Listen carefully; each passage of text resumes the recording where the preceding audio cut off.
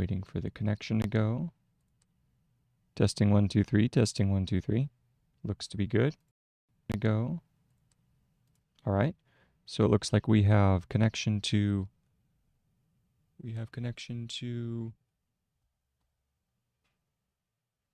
all right, very good, very good. Good, good. We are connected on Twitch, and I'm checking over here on YouTube. We look good, ready to go. Let's see here.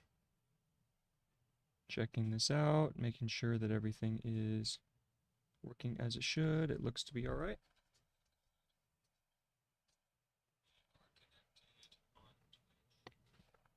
All right.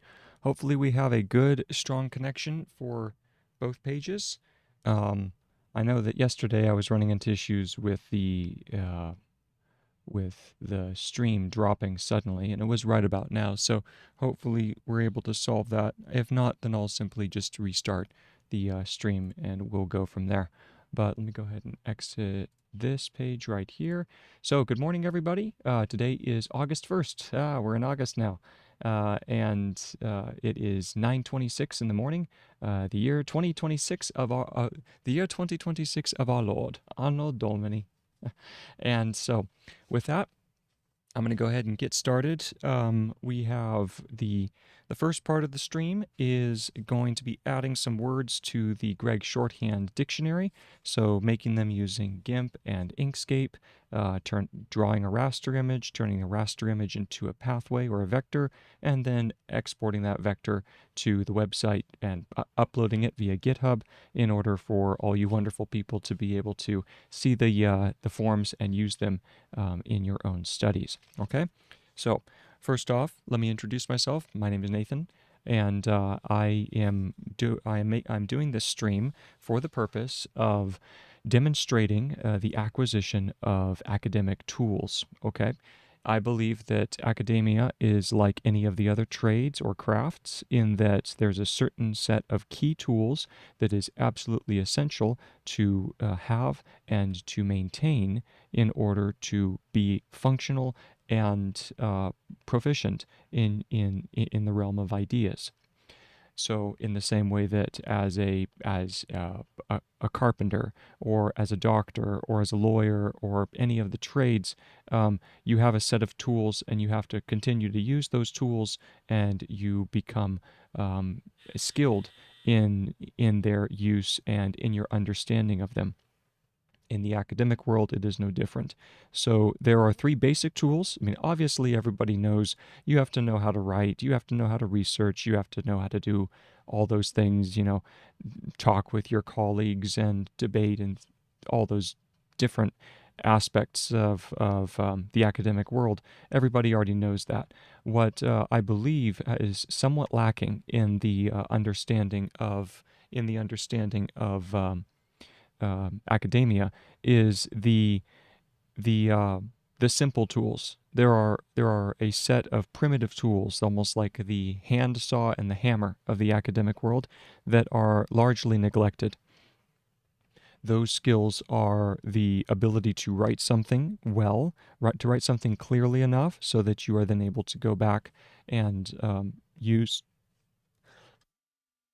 the information properly. You are then supposed to, once you have acquired that information through some recorded means, you are then responsible for the categorization of that knowledge. And finally, you are responsible for the recall of that knowledge. These 3 skills are the basic fundamental skills of the world of academia. And in this stream, I am demonstrating the honing or the crafting of 2 of these skills, namely the first 2, and that is the ability to acquire information well, to acquire it with facility and with ease, with fluidity. And the second skill that I am demonstrating over the course of this stream is the ability to take good notes. All right? So in those 2 skills, the first skill is demonstrated using Gregg Shorthand. Gregg Anniversary Shorthand is a technique for taking normal speech and capturing only the most essential phonetic qualities of the speech so that you reduce the amount of load that is necessary for capturing information. This means you don't spell things, it's called orthographically. You don't spell A-N-D, for instance, or and, the word and. You don't spell it as A-N-D. You would simply reduce it to its most essential quality, which would be ind, and you'd have one stroke for the nd. So there's a lot less effort involved in transcribing speech using shorthand. It also has an element of brevity, it has an element of compression, and also phraseology. So all of these different skills enable you to become much more facile in the area of knowledge acquisition. So you're able to record your thoughts, you're able to record ideas with much greater rapidity than you would if you were just doing your notes longhand. And while I'm at it, hello, good to see you, Zach. Ah, long time no see, long time no see. I know, life, life got, life was there. But I'm back at it. Unfortunately, had to move away from the music for a little while. So if you heard some of the statements, I've been teaching, I've been doing music with the schools and all that, but had to pull away from streaming for a while, and now, to be honest, I'm full on into the academic world, going on to get my bachelor's here, in about a month. And so these streams are just the process of showing they're the process of showing the knowledge, gaining knowledge, and moving on. I I know. I felt so bad. I just had to pull away for a second there, and but back at it and hoping to get on and do good things. But yeah, had to set music aside for just a little while. So anyway, how you been? How you been?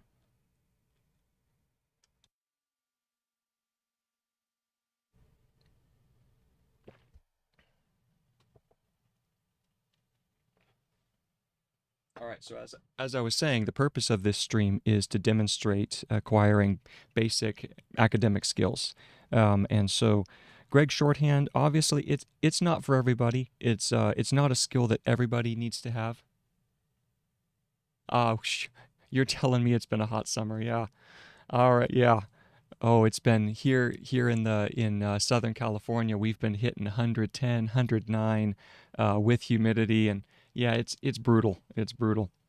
But hey, we got to soldier through, right? No prizes for giving up. So anyway, the purpose of this stream is to demonstrate those skills. Okay, so as I said, shorthand, it's not for everybody. I wouldn't expect everybody to use it, but I do believe that having the ability to use your hand well to capture information, it does build a particular mental process. Exactly. um, the mental process involved when you're doing something, when you're handwriting information, it does store information in a slightly different way. It doesn't help you recall the information quite as well, but it creates pathways of understanding and pattern recognition that science does show that there does seem to be some improvement in that domain. So that's why I'm doing it, and that's why I'm demonstrating its use. Now, the book that I'm using as the source for the demonstration of doing shorthand is How to Take Smart Notes. This is by Sonke Ahrens, a German sociologist, published in 2017, and then republished in 2022. And it is a book where he essentially is advocating for a style of information categorization where you take in information, you write down the information in your own words, so it's not really focused on any sort of It's not focused on grabbing quotes or just grabbing ideas.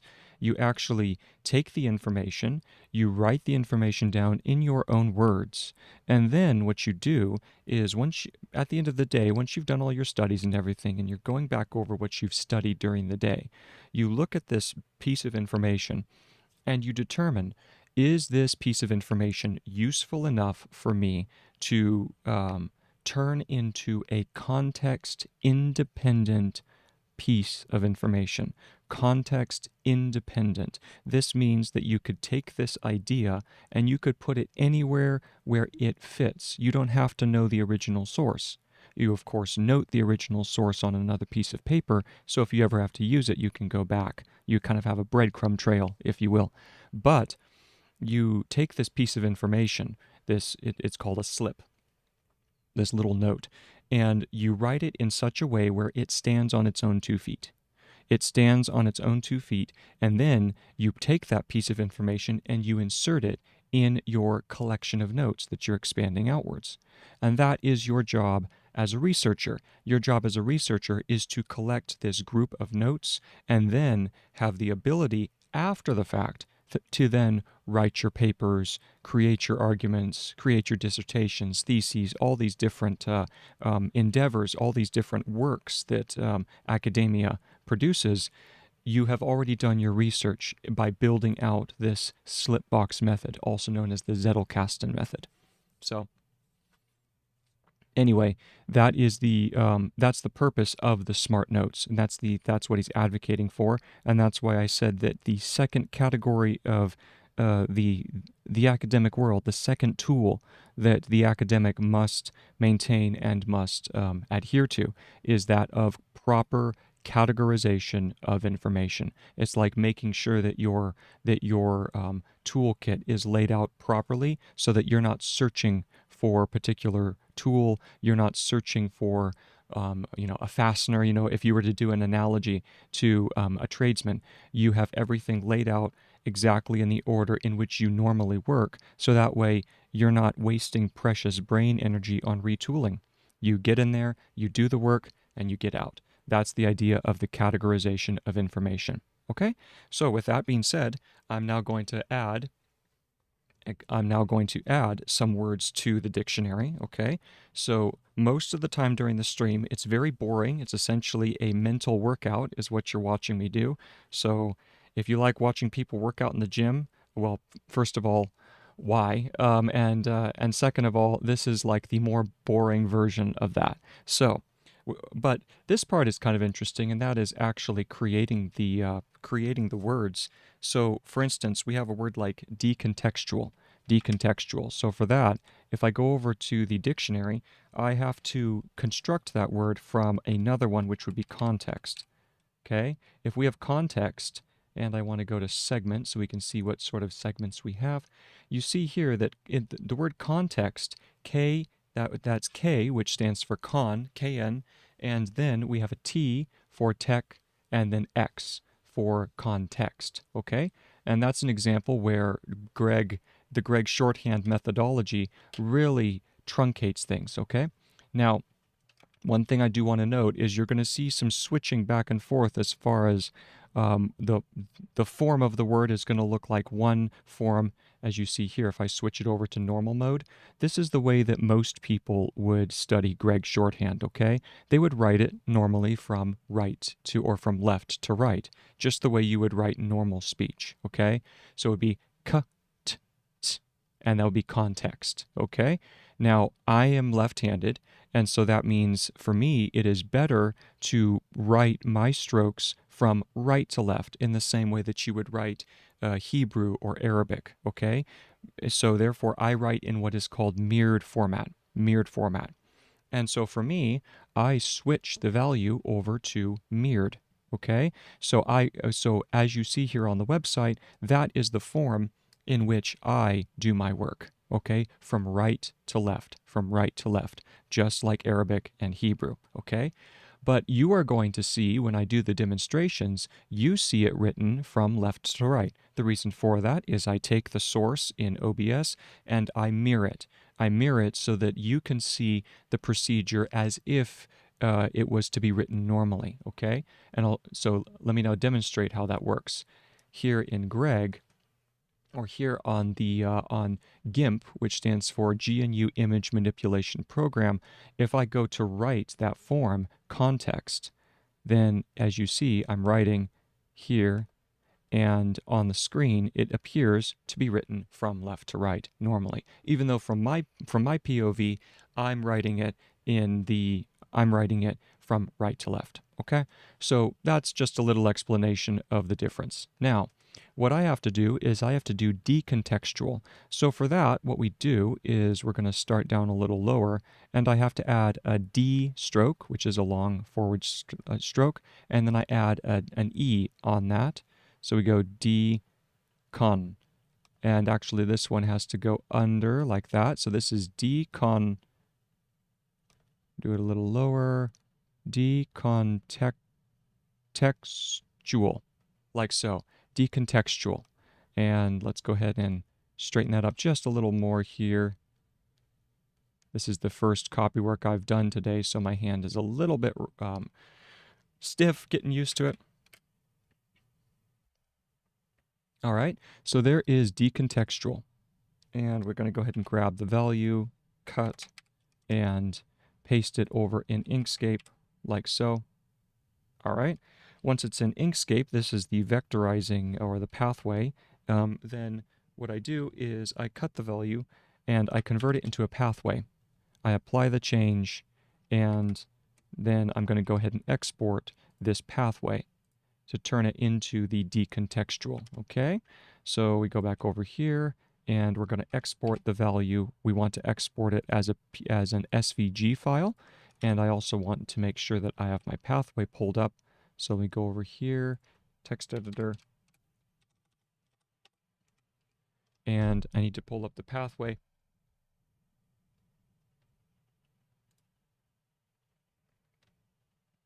There we go. So I'm going to grab this, copy, and I'm going to paste it over here in Inkscape.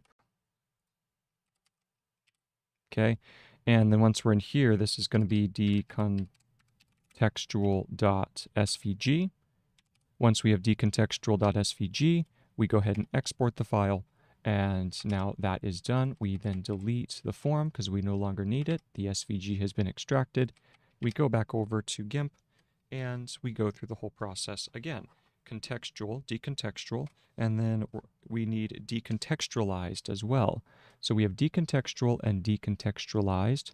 So here we go. This is decontextualize, like so. And then ized would just be you add a D on the end. So we don't need to worry about that form. We grab this form and we cut it, paste it in Inkscape, convert it into a pathway. We apply the change. We export the change for decontextualize. Decontextualize, like so. All right, and then we go ahead and close this down. We close that file. We go back over here to GIMP, and we go ahead and get rid of that. Now, the next word we're going to do is ibid, and ibid it's a Latin word, and ibid stands for as it was before. So if we take a look, I'm going to pull up that. So we have ibid. Ibid is Latin, and it's a Latin abbreviation for ibidem, meaning in the same place, used in footnotes or endnotes to point to the exact same source as the immediately preceding citation. Okay, so you normally won't see it unless you are doing some sort of academic work, okay? So we're going to go ahead and do ibid. So this is ibid, like so. All right, ibid. And let's clean that up just a little more, straighten it, and there we go. So we grab the value, we cut the value from the rasterized image, and we paste the value in Inkscape to convert it into a pathway. Once the pathway has been extracted, we then export it under the name ibid.svg. And that is the that's the I diphthong, by the way. So then we close this down, we close without saving, we go back over here to GIMP, and we do the same process all over again. So the next one is going to be breakfast. Okay, so we have B-R-A,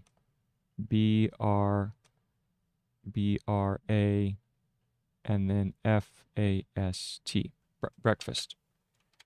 Grab the value, cut the value, paste the value, all old news by this point, apply the change, and this is breakfast.svg. Close the form down, close without saving, go back over here to GIMP. And now the next word is going to be takeout. So here we go. This is take out. Like so.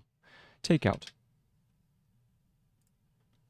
And grab the form, cut, paste. Apply the change to convert raster into pathway, and we go takeout.svg. Close down the file, close without saving. We go back over, open. Next one is synergy. So for that we need synergy.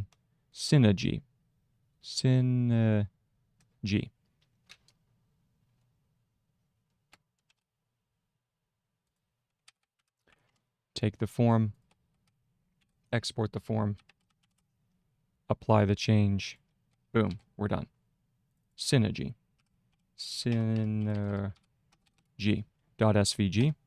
and that's it. So we then close down the file, close without saving, go back over here to GIMP. We then have self-test. So for this, we use a beautiful little prefix, the S value here, and that stands for self.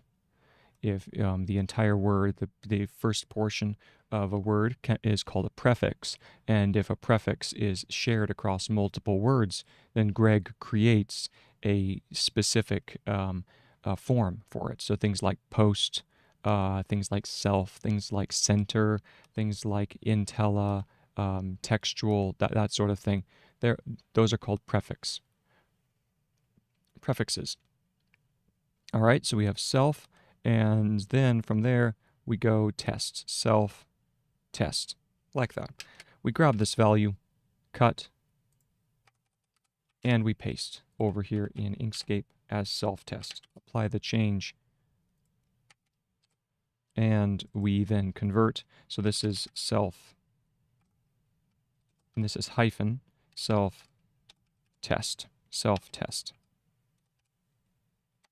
Okay, self-test.svg, and we then close this down, close without saving, go back over here to GIMP. Now we're going to look up neurally, so this one is going to be neuro, and then neurally.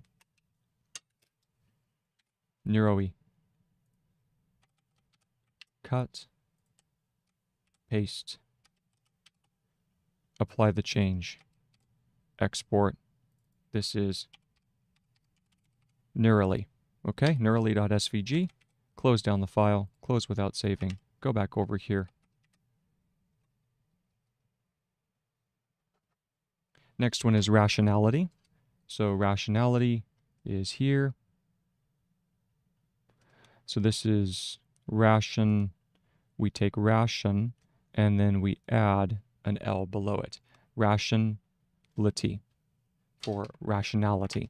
And we can get that by going over to the website, and if we look up just, notice we're in segment mode. So if I type in lity, the lity ending, then you can see that as a brief form, if you have a brief form such as ration or rational, then you add an L an L to that, and you get the lity ending. And you can check to see what rational would be. So we'll check that first. And there's rational. So because that's rational and that's rationality, that's rational. Yes, rationality. So this is a case where we want to notice in the dictionary it already exists as being rationality, but it's a double L. So in this instance, I want to do a simple disjointed L. The disjointed L allows us to then have the ability to have the two forms together. Okay, so we'll go back over here and let's undo. This is rationality, so we go R rationality, like so. Grab the form, we cut the form, and we paste it over here in Inkscape. Cut the value, we apply the change, and we now have the SVG. So we go rationality, like so. And yes, I do want to replace the value. So we've done that. Let's go ahead and close without saving, and we go back over here to GIMP. So we now have about 3 or 4 more words to do. We have interview, computer, takeaway, cognitive, and sociological. So interview is, it is in the dictionary, but we don't necessarily, I don't like the form where they just do view. I would prefer to have the inter value over the top, which is a disjointed in, and then we have view under that. So we go view, like so. So this is interview. All right. We grab the value, cut, paste over in Inkscape. Now that's interview. Oh, we already turned it into a pathway. So now we're going to go ahead and give it the name, interview.svg, and I do want to replace the file. And then we go ahead and close this, close without saving, go back over to GIMP, and we then do computer. Now computer is going to simply be compute and then compute. Okay, so we go grab this value, compute,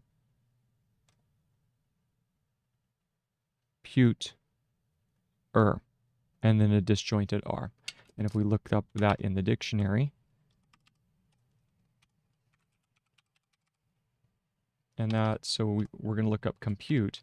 So compute, it does require the U hook. Okay, so for that, we need to go, it's not the O hook, it's the U hook. So we go ahead and undo, and we're going to do computer,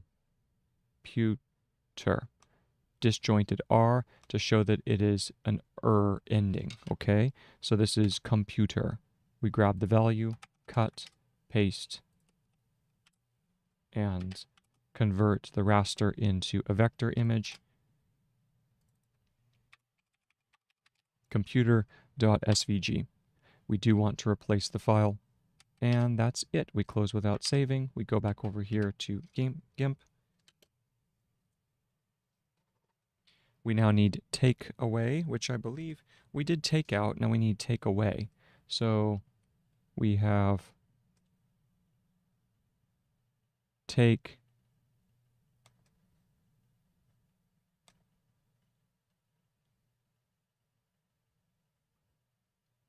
away, like so. Cut the value, paste the value, apply the change. This is takeaway. Takeaway.svg. Okay. Close without saving, and that one is takeaway. So now we go back. We have finished takeaway. Now we need to go to cognitive. Now cognitive is interesting because the K stroke, which normally can be K-O-N, con or com, in this instance, it also serves as a cog, K-O-G. So that's cog, and then therefore, all we need is the in value. So we go cogn, and then we add a single I, ni, cognitive. And then with that little flip, we then throw a TV stroke at it. So we go cognitive, like so. Straighten it up a little bit more, so we go cognitive. All right? Cut the value, cognitive, paste it, apply the change, export as cognitive.svg. Close down the file, close without saving, go back over to GIMP, undo, cancel, and we go ahead and just get into the lineup. So then we do sociological, okay? So we have soc, like so, socia, and then ical ending for sociological. And for that, if we take a look at our dictionary and we type in logical ending, you see that if you are making a science out of it, so psychological, chronological, illogical, logical, you simply add a disjointed K at the end of the word, and that gives you the logical ending, okay? And so once we have this value, we then extract the form and paste the form in Inkscape. We apply the change as sociological. All right? Once we have that form, we don't need to save it because it's already been exported. And that was the last word. So that was the last word for the additions to the library. Now I'm going to go over, and hopefully this doesn't bog the computer down, but I'm going to go ahead and pull up a terminal and go into the directory. Let's see here. CD projects,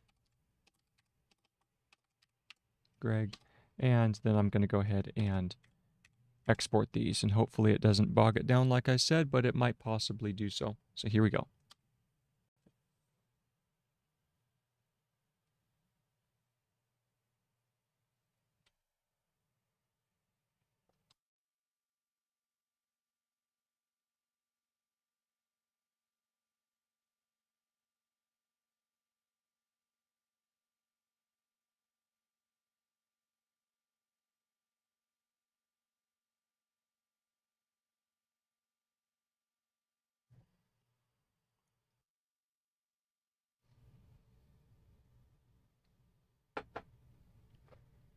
All right, so it went through, and it said that there is one file that did not go through, so let's figure out which one that was.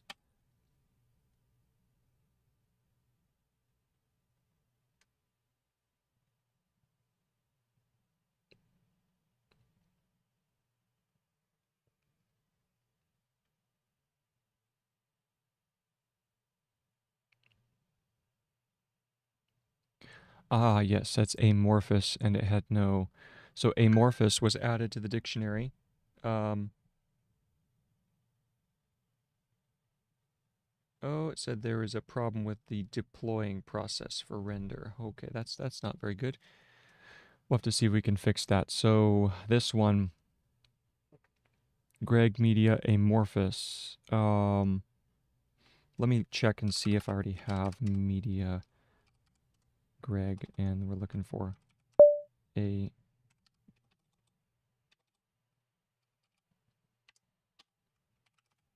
Oh, and we're looking for...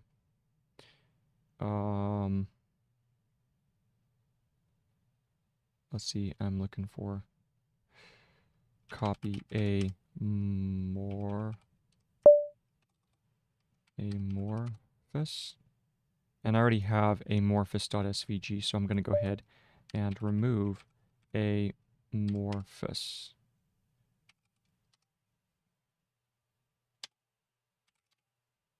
All right, so then we can cd ... and cd ... back to the main branch, and now it looks like everything has been sent over properly. But before I do that, I need to figure out why the website failed to deploy. So for that, I need to go over to render's website on render. Move this over to a new tab, and then make this back to the normal size. There we go. Let's then go over to on render and stop the service and start it again. That usually fixes the problem.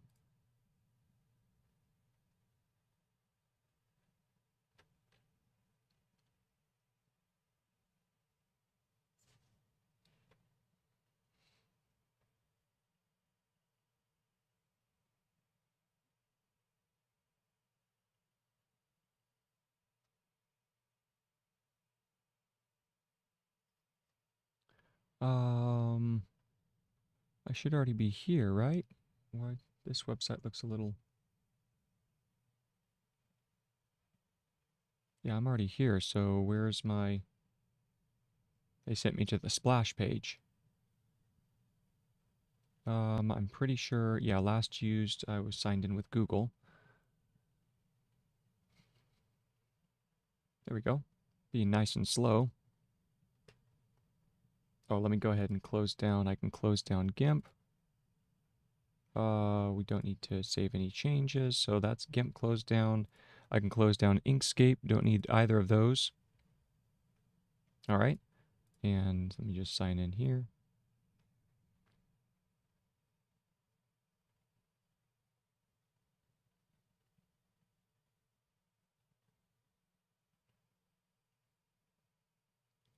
All right, so let's take a look at my project and figure out failed to deploy. So what I'm going to do is going to go to the website and we're going to do a manual deploy. Deploy latest commit. Let's see what happens.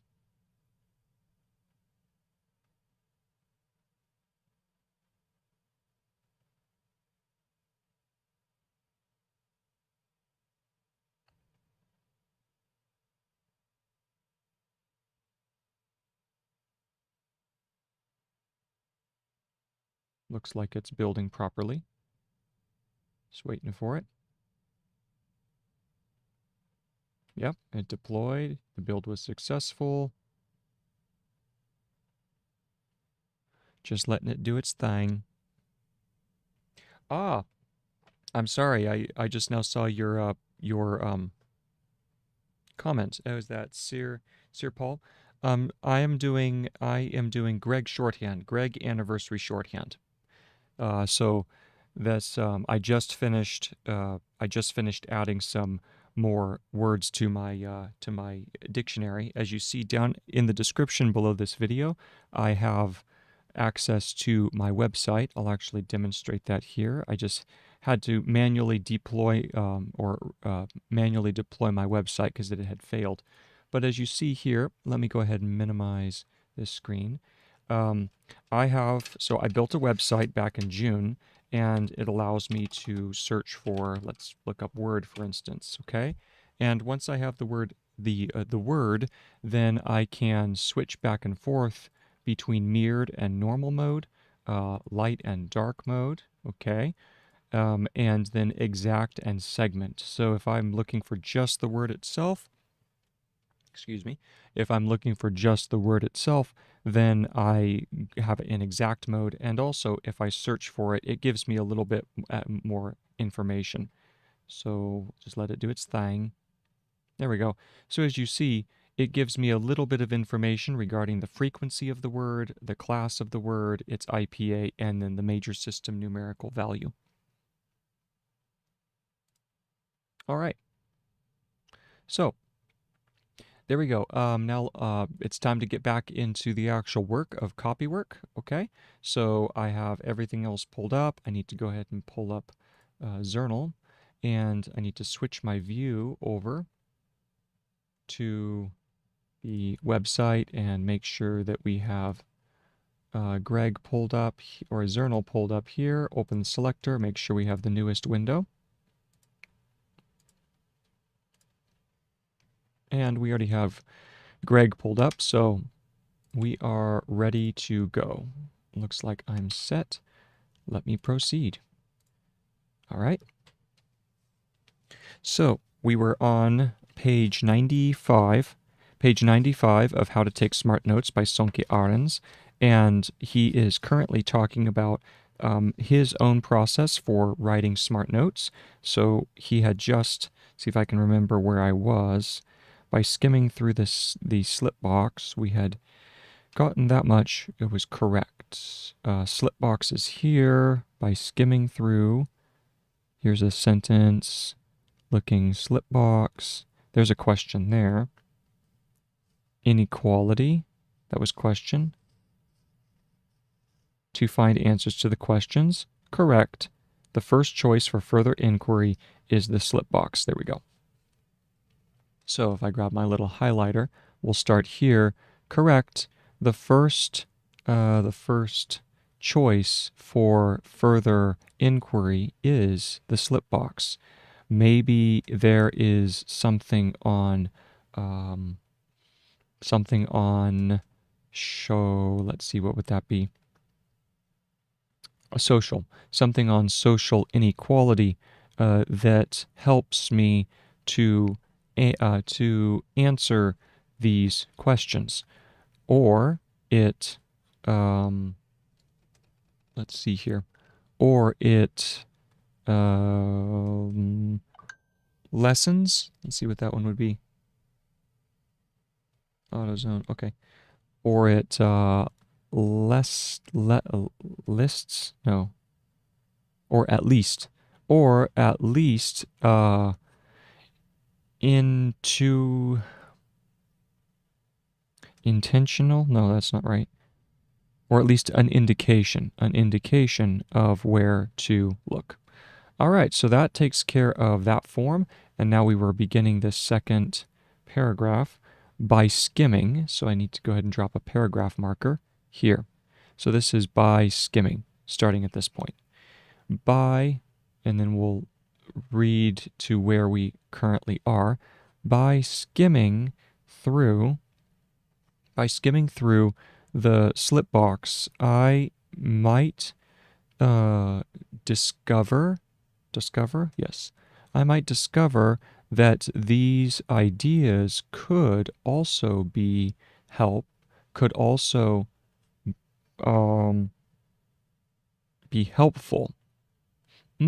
Helpful. So I forgot to make that a helpful. So we add an F to that. Helpful. And another topic,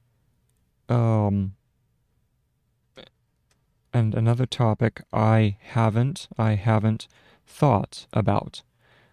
One example is the question of personal responsibility. Yes, comma. And here is where we pick it up and we continue the work. The question of personal responsibility, comma, which is discussed on the example of obesity, which is discussed on the example of obesity. So obesity is going to be obese, and then itty, I think, is just a disjointed T. Let's go ahead and see if that's a word.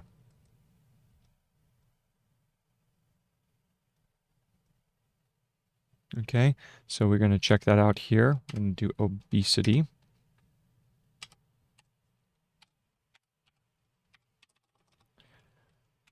Oh, no, of course it's not. It is the it's the S ending. Obesity. And city is the disjointed S. That's a suffix, okay?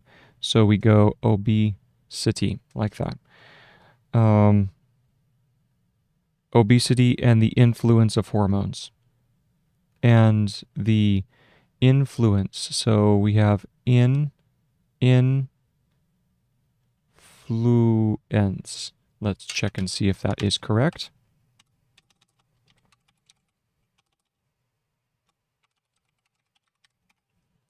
influence. Now, influence is just in and then F, okay? So we'll go ahead and grab that here, and we'll throw influence, okay? So that was influence, which is discussed on the example of obesity and the influence of hormones as a subtopic. Influence of, now hormones, I don't, hormone is going to be H-O-H-O-R, hor, and then mon, like this. Let's see if that's in the lineup. Hormone is not in the it's not in the dictionary, so therefore we need to add it. We'll go hormone, hormone. Now, hormone. Let's look up M-O-N-E to see if there's any other words that have that ending. Mon, and we need to be we need to be in segment mode.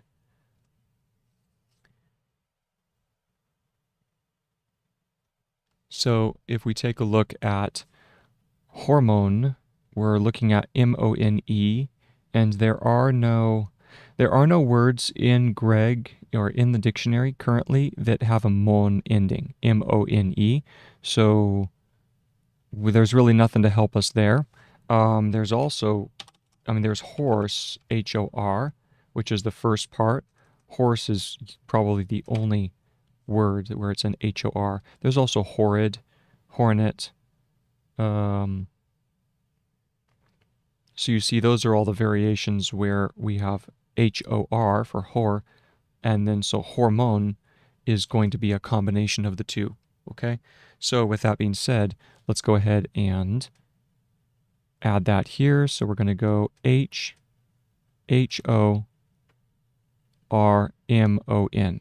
H-O-R-M-O-N,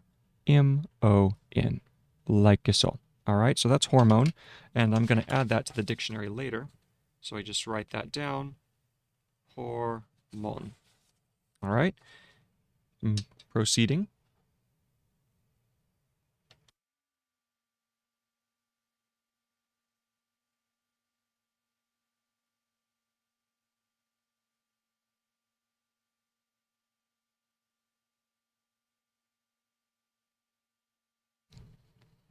Let us proceed, okay?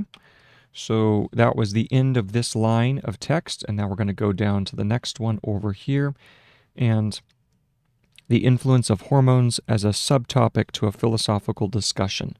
So the influence of hormones as a subtopic. Now sub is usually just added as a joined S. So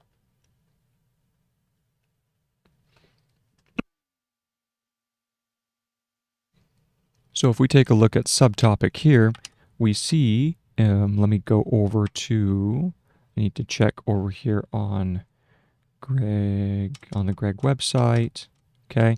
And we're going to look up subtopic.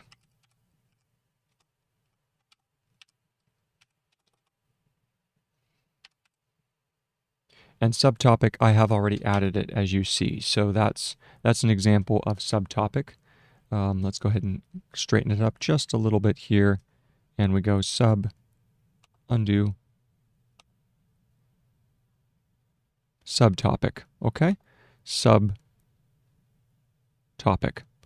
And the influence of hormones as a subtopic to a philosophical discussion. Subtopic to, and then philosophical, so that's going to be philos,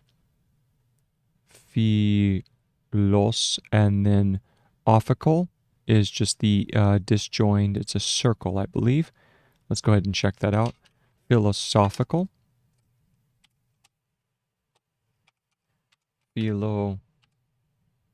Philosophy, and then philosophical is simply the K ending for philosophical, okay? Oh, undo. And we just need to erase the circle, and we need to place a K for philosophical, okay? So there is philosophical, discussion on free will. Discussion on free will, period. None of it needs to be discussed right away. None, so we have none of it needs to be discussed right away, comma, especially as most of these ideas, especially, so that's especially as most of these ideas would require more research, would require more research and reading,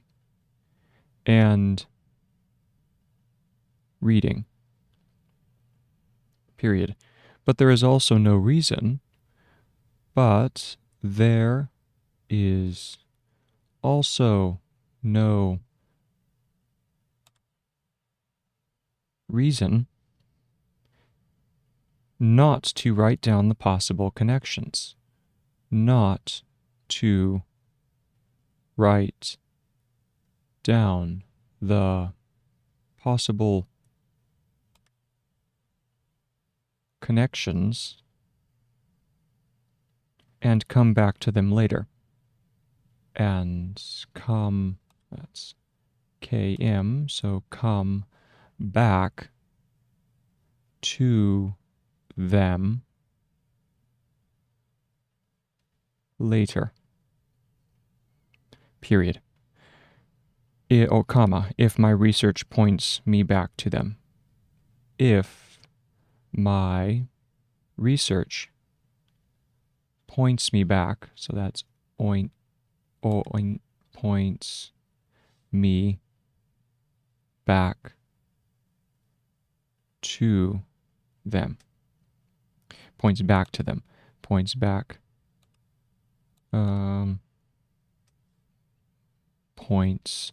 Let me check points. Need to confirm that that is correct. So we go over here and we're going to check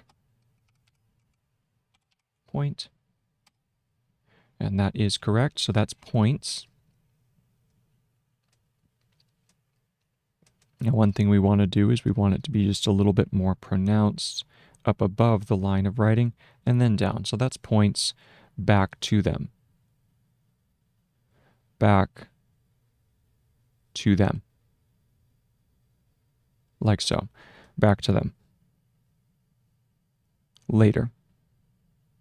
Oh no, if my research points me back to them, yeah, it was correct. So points me back to them. I was looking at two different lines at the same time.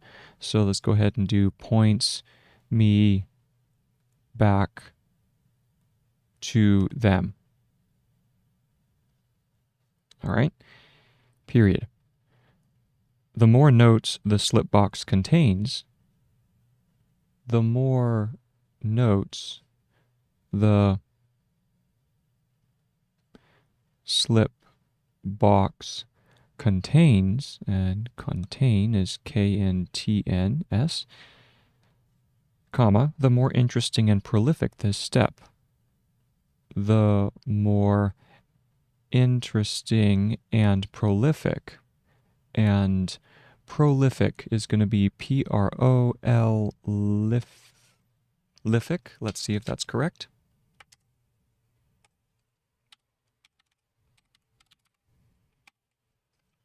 And that is correct, prolifk. So let's go ahead and fix that here. We have prolif and then k, prolific. The more prolific this step will become. This step will become. And the more research questions will be triggered. And the more research questions will be triggered, like so. And that's the end of the paragraph. So we can drop a paragraph marker here, and we're going to go back and read through by skimming through the slip box. Go back to the previous section here.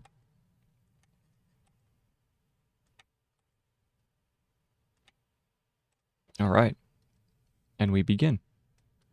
Highlighter. By skimming through the slip box, I might discover that these ideas could also be helpful for another topic I haven't thought about. One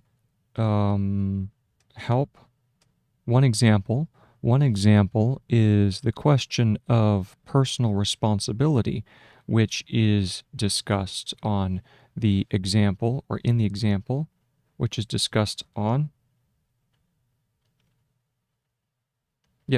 on the example of obesity and the influence of hormones as a subtopic to philosophical discussion on free will. None of it needs to be discussed right away. None of it needs to be discussed right away. Especially, let me check. Especially, Yep, that's especially. Especially as most of these ideas would require more research. More research doesn't need the circle, the vowel, just more. There we go. More research and reading. But there is also, yes, that's also, so we need to change that because that looks like a was. There we go. So we're going to go, also is more of a curve at the base. But there is also no reason, so we're going to do no reason in not to write down these, so not to write down these possible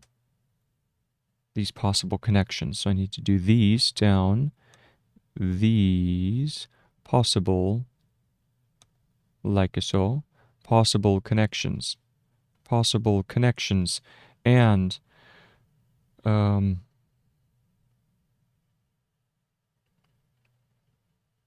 let's see, and come back to them later,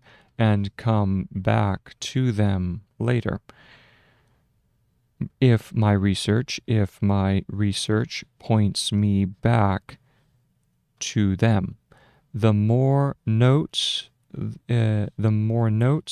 the slip box contains, the more interesting and prolific this step will become, and the more research questions will be triggered. All right. There we go. So I will be back shortly.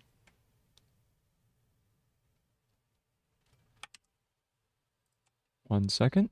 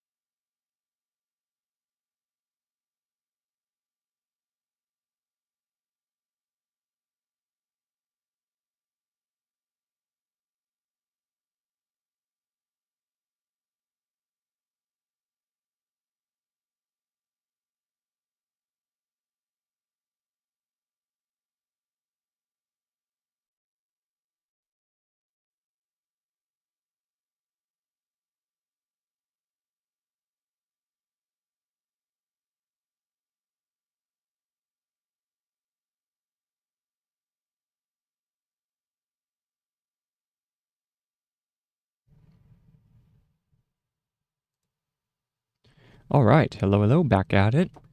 So let's go ahead and get started. Get my glove on. So this is the new paragraph we just finished. Just got into triggered, right?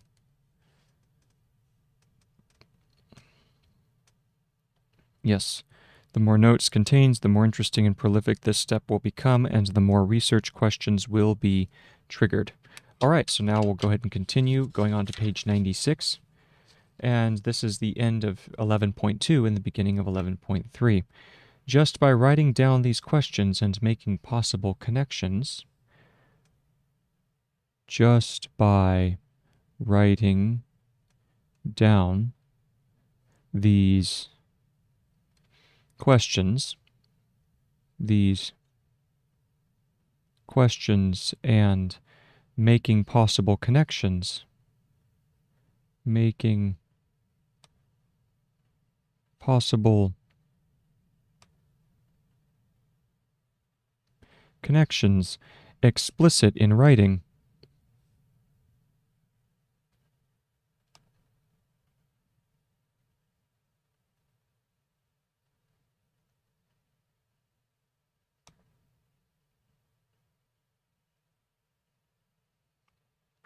Are the concepts and theories being investigated. In writing, are the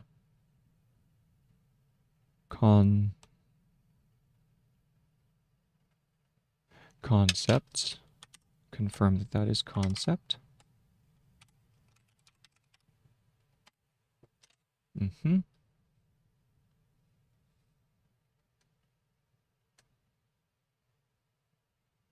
The concepts and theories being investigated. Concepts and theories being investigated.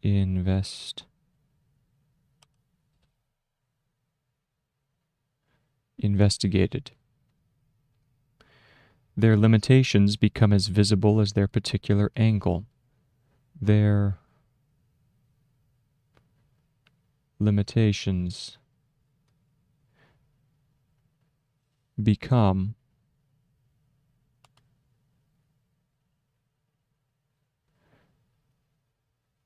as visible as their particular angle. As visible, so visible is visib, as their, let me go ahead and check visible to confirm that that is the case. And yep, that is the case for visible. Let's go ahead and clean it up just a little bit. So we're going to put the V here, visible, as their particular angle on a problem. As their particular angle on a problem. By explicitly writing down how something connects, by explicitly writing down how something connects or leads to something else or leads to something else, comma, we force ourselves to clarify. We force ourselves to clarify is KL, clarif. Maybe that's it. Let's check and see. It would be KL, AR, and then F for clarif. Let's see if that is the case.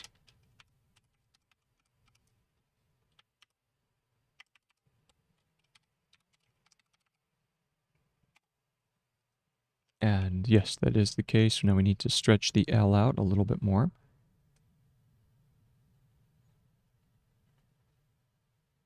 Clarify. Okay, we force ourselves to clarify and distinguish ideas from each other. Clarify and distinguish ideas from each other. Let's add a line below this. Page 12. How to take smart notes. This is still section 11, and we're going to do this is page 11. Okay? Move it down. To clarify and distinguish ideas from each other. And distinguish ideas from each other.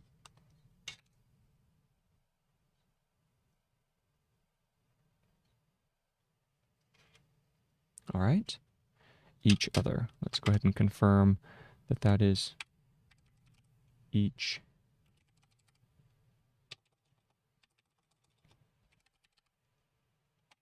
other. All right, each other is a term that you use quite often, so I do want to add that to the dictionary.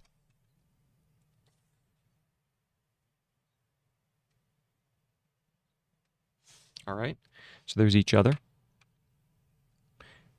All right, moving on. This is now section, well, actually we need to go back through and read over that paragraph, starting here, highlighter. Just by writing down these questions and making possible connections explicit in writing are the concepts and theories being investigated, and investigate. If that's investigate, then we need to make sure that we do a disjointed T, because there's that invisible T in the brief form. So we go in investigated. There we go. Investigated. Their limitations, confirm that that is limitation. Yep. Their limitations become as visible as their particular angle on a problem. But by explicitly writing down how something connects or leads or leads to something else. Let me check else just to confirm. Else does not require the E at the beginning, so we can go ahead and remove that. There we go. There's else. Else. We force ourselves to clarify and distinguish ideas from each other. And that's the end of the sentence. New paragraph, beginning of 11.3. Learn by not trying. Learn by not trying.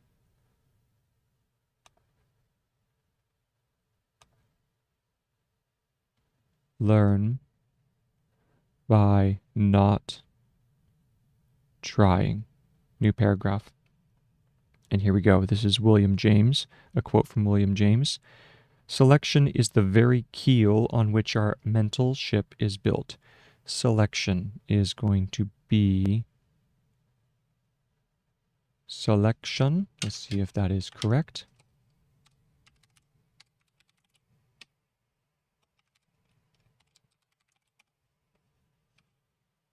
That is correct. That's selection. So let's go ahead and fix that here. Open quotes. Selection is the very keel. Is the very keel. Let's go ahead and move that down to a new line over here on the left-hand side. It is the very keel on which our mental ship is built. On which our mental ship is built. B-L. I believe built and build are the same stroke. That's correct.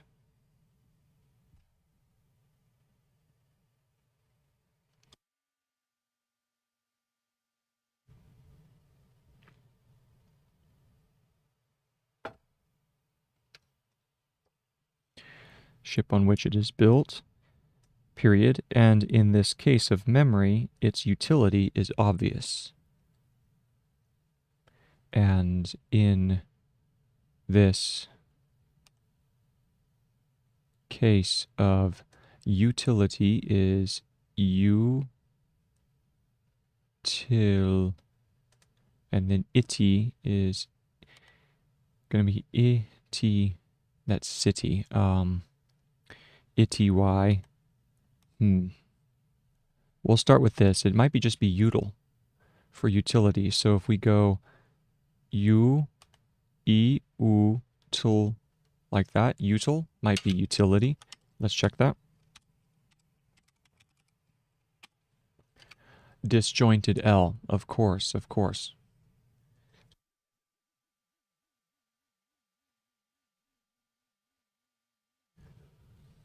So this is utility. We go E-U-T and then a disjointed L for utility, okay? And in this case of memory, its utility is obvious. Like so, period. If we remembered everything, if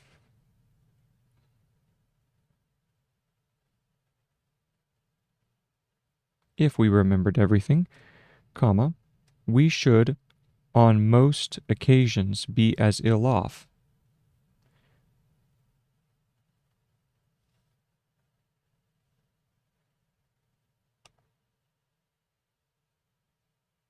Occasion. So most, we should on most occasions. Most and then occasions is going to be,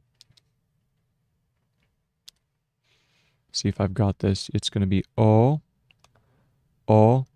occasions, like so. Let's see if that is correct. Occasions.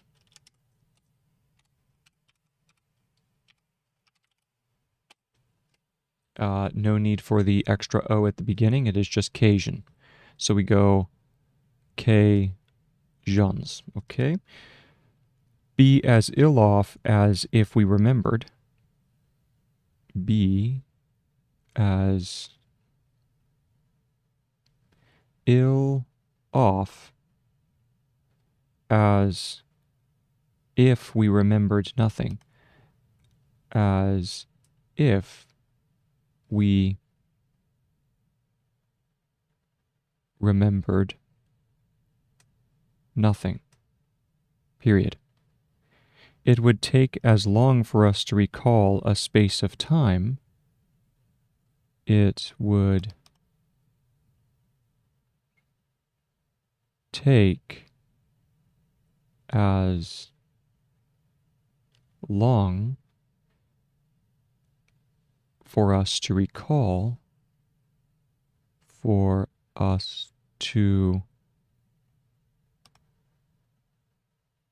recall, let me check recall, correct, a space of time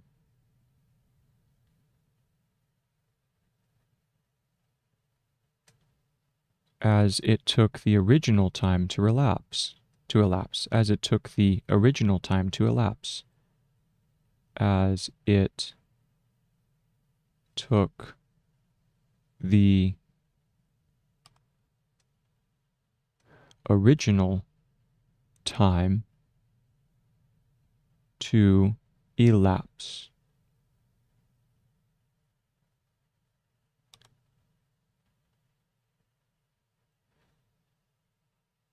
comma, and we should never get ahead with our thinking.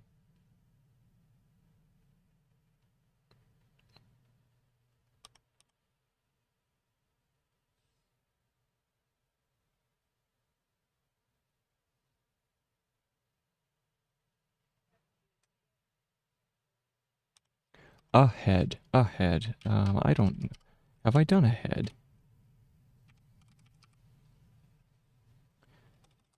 We should never get head. I think you can just use the word for head and then, or which would be like this. We should never get head, that for ahead, with our thinking. And that was the quote by William James. So we then do his name. So it's a hyphen, hyphenated, move down, and William James. So that's William, and that's Iam. William James, 1890, page 680. 1890, page 680. And there we go. Let's go ahead and give this the parenthesis. And now let's go ahead and read through that section. This is the William James quote, starting at the previous line here, right at this location. Selection is the very keel on which our mental ship is built.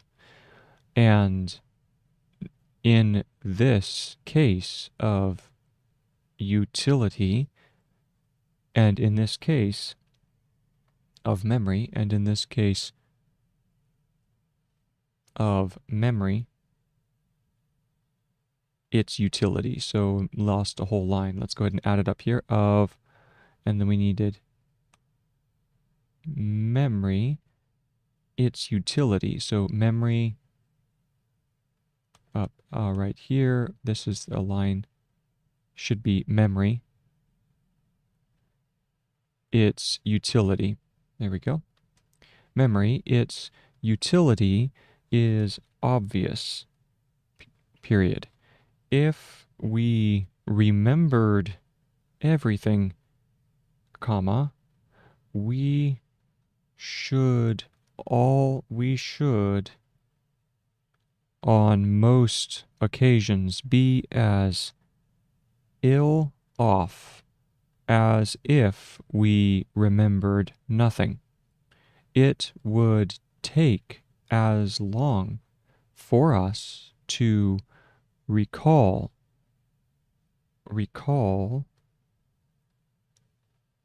a space, for us to recall a space, not of space. Recall a space of time as it took the organization, as it took the original, a space of time as it took the original time to elapse. And we should never get ahead with our thinking.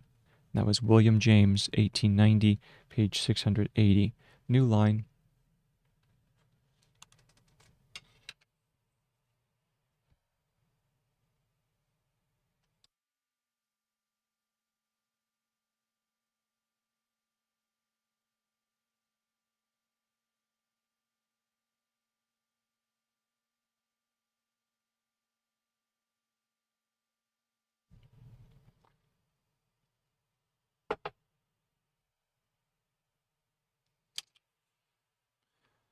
And we have seen in the first step that elaboration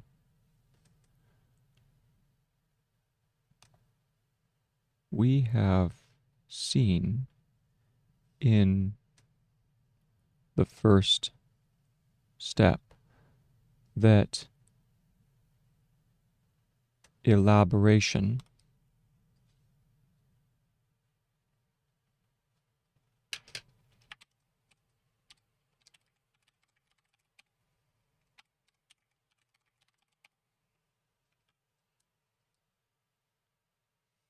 through taking smart literature notes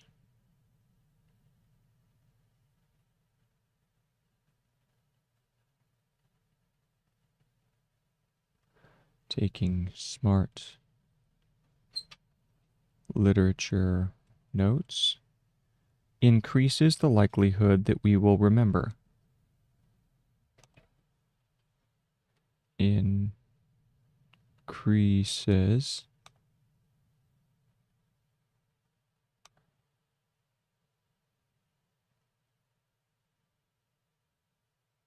the likelihood.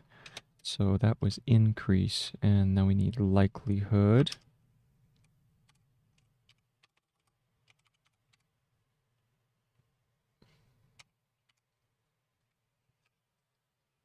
There's likelihood.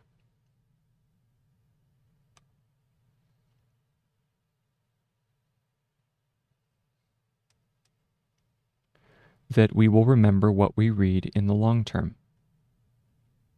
That we will remember what we read in the long term. But this was only the first step. This was only the first step. Transferring these ideas into the network, transferring these ideas into the network of our own thoughts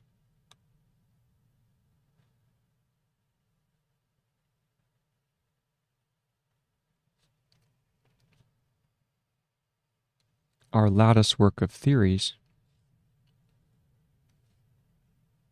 our lattice, we'll go lattice and then work. See, I'm pretty sure that's lattice work. Let's check it.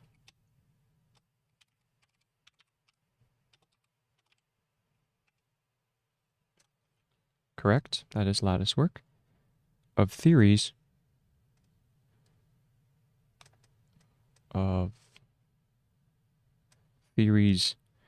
comma, concepts and mental models.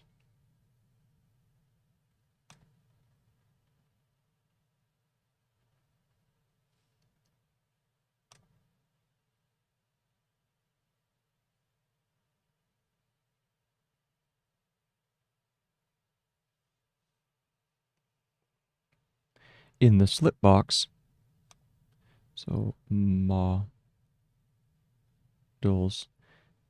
in the slip box brings our thinking to the next level. Brings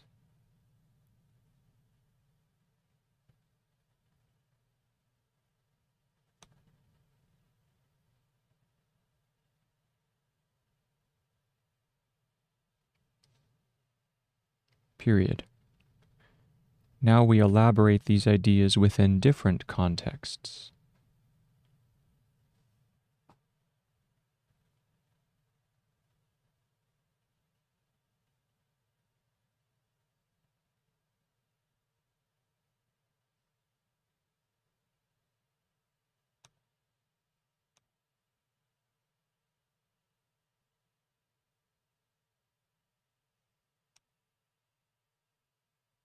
And connect them with other ideas in a durable fashion.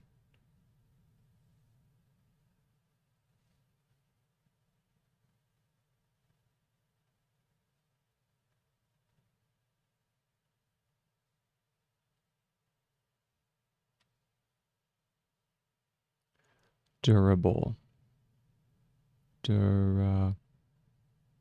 durable, possibly. Let's go take a look.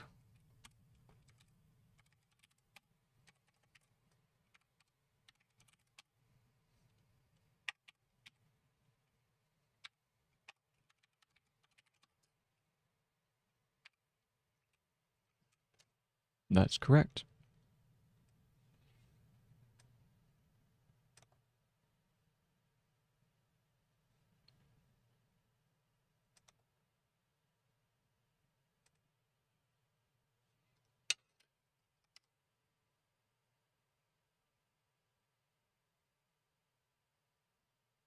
Let me check fashion. No need for the N, just F-A, and then the SH stroke. Like so. Fashion. In a durable fashion.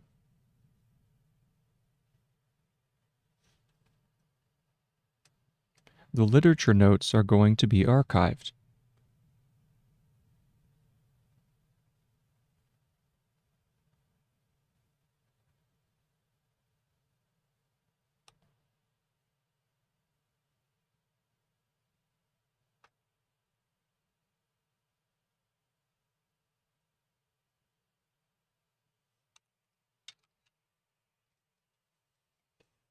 Let me check and see if that is archived.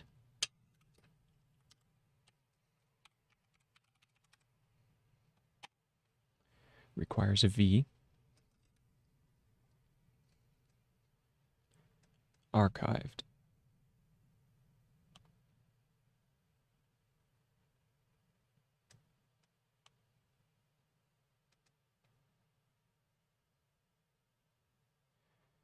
Comma, which means the ideas would be lost in the reference system.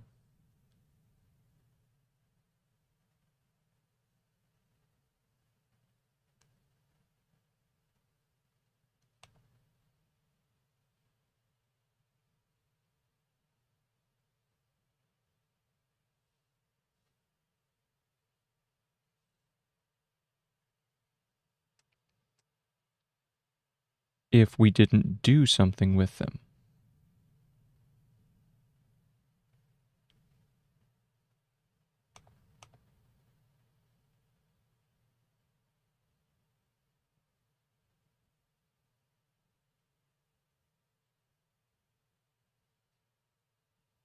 Period. This is why we transfer them into our external memory. This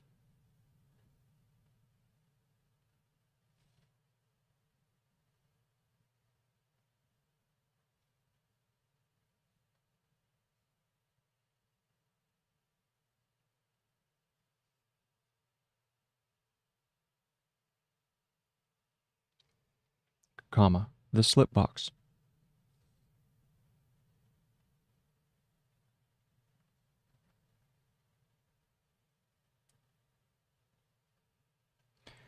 With which we have an ongoing dialogue.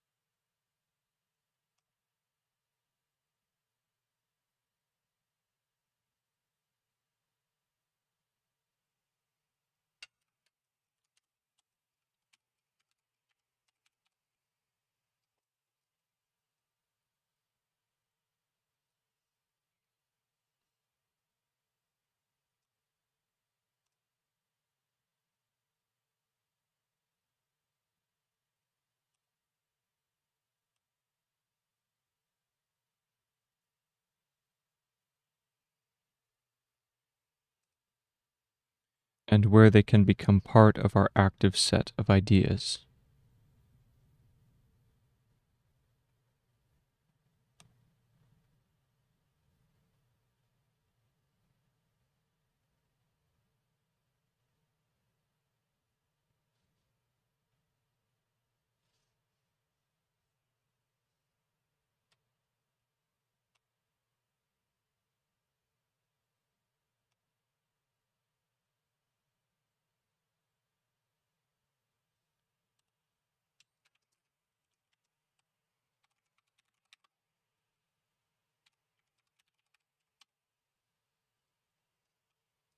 Good, so now I go back over and reread the paragraph that was just done.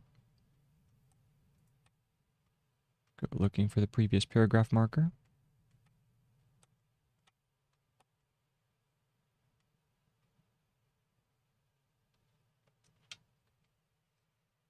Let us begin. We have seen in the first step that elaboration through taking smart literature notes increases the likelihood that we will remember what we read in the long term. But this also, this was only the first step. Transferring these ideas into the network of our own thoughts, or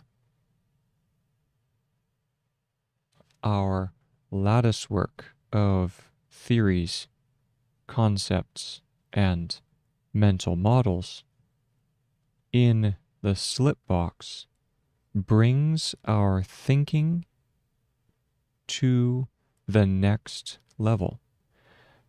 Now we elaborate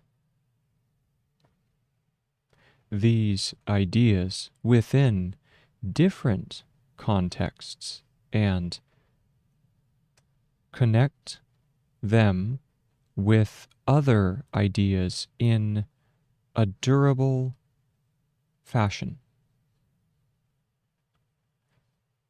The literature notes are going to be archived, which means that the ideas would be lost in the reference system if we don't do something with them. This is why we transfer them into our external memory, the slip box, with which we have an ongoing dialogue, and where they can become part of our active set of ideas. Next paragraph. Transferring ideas into the external memory.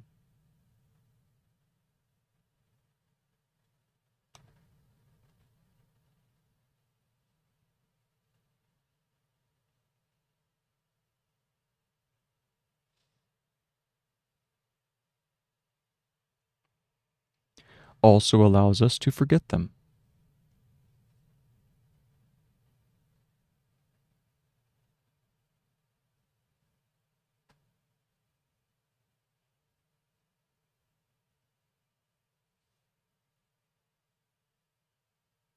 Period. And even though it sounds paradoxical,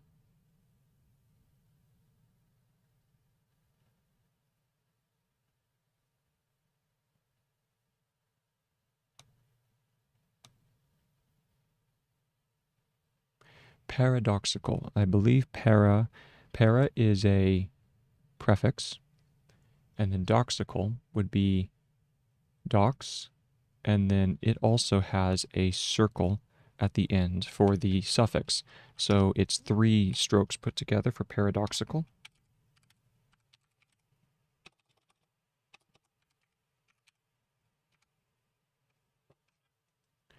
The only difference is that it requires, that would be paradoxically, and so therefore we need to have the para for the prefix, we have dox for the center value, the root, and then ical ending. So this is prefix, root, suffix, paradoxical. Forgetting actually facilitates long-term learning.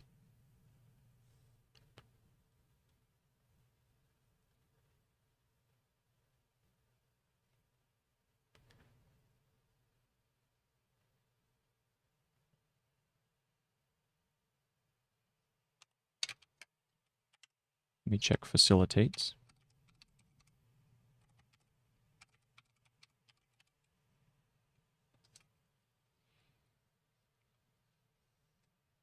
Change this slightly so that the FAS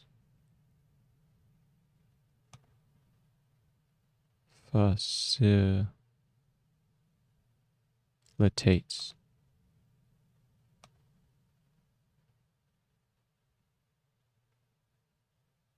Facilitates. Straighten up the L just a little bit.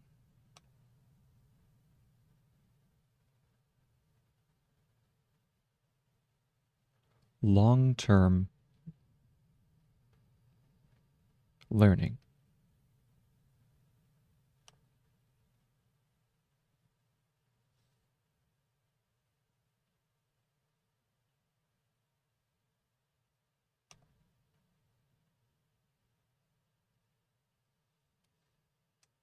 It is important to understand why.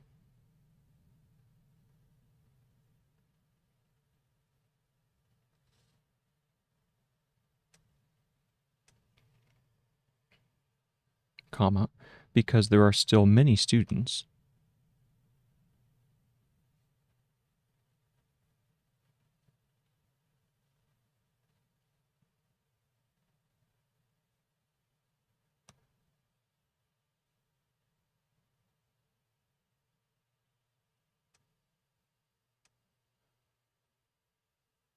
who shy away from using an external memory. Who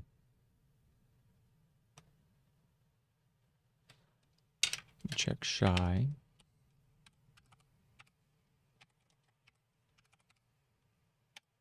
It does flip on the right-hand side, not on the left.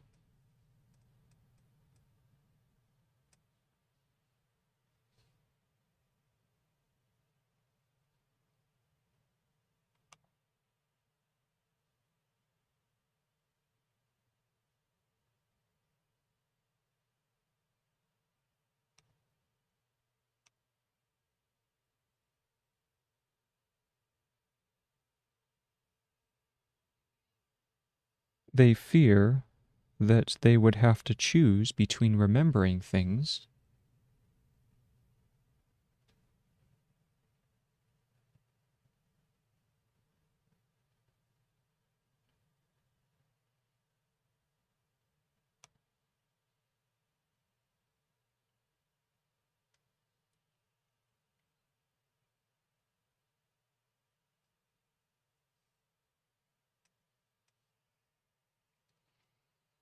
in their heads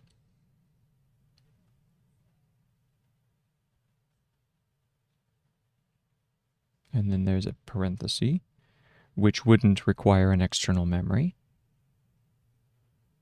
which wouldn't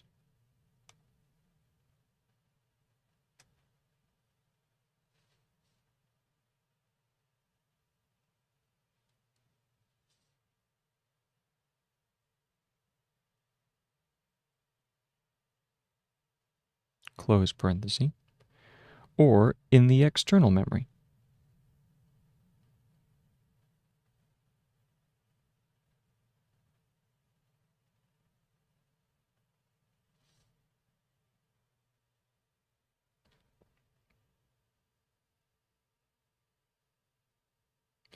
which then would be forgotten in the internal memory.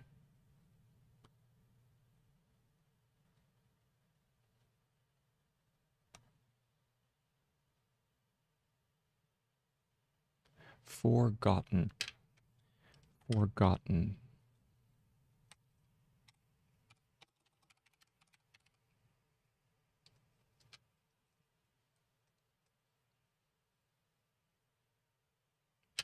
Let's add a new page below so we can shift the screen up a little bit higher.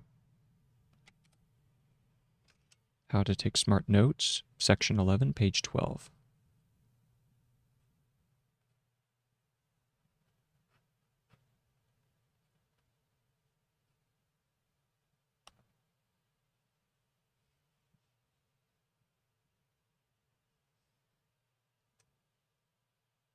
So we were looking at which would then be forgotten in the internal memory.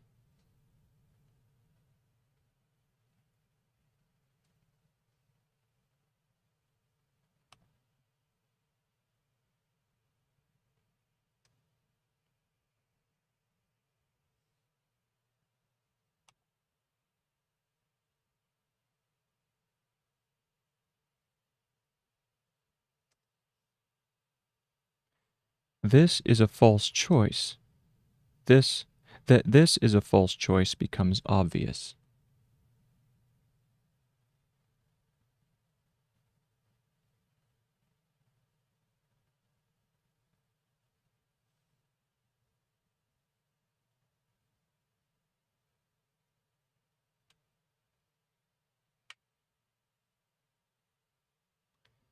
As soon as we understand how our memory truly works.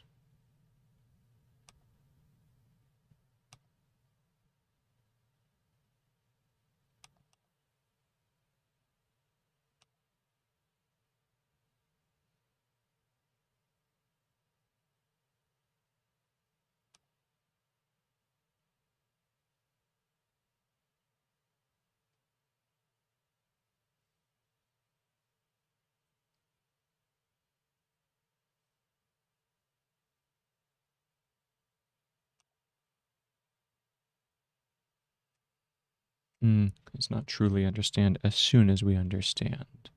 That was incorrect. As soon as, and I need to confirm that that is as soon as, SNS, I believe.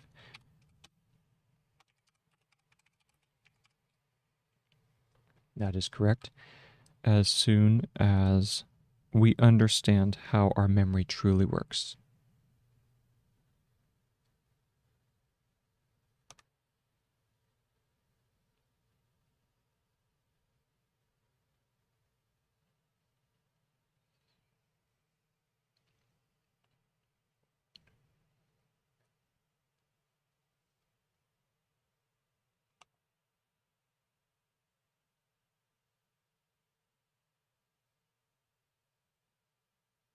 End of paragraph. So now we go back and we reread.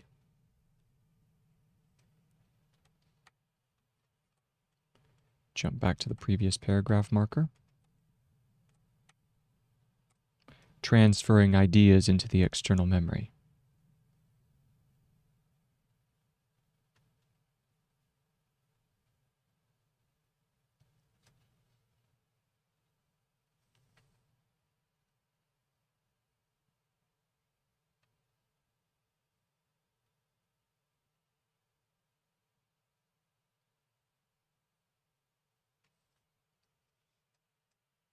Here we are. Transferring ideas to the external memory also allows us to forget them. And even though it sounds paradoxical, forgetting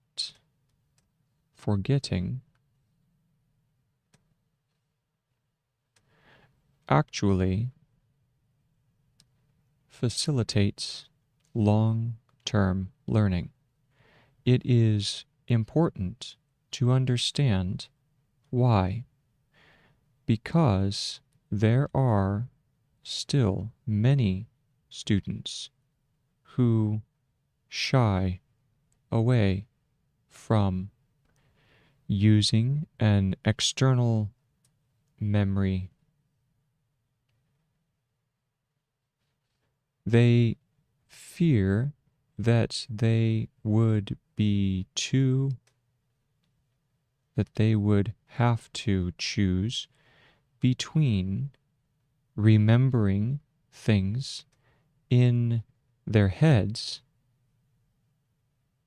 which would not require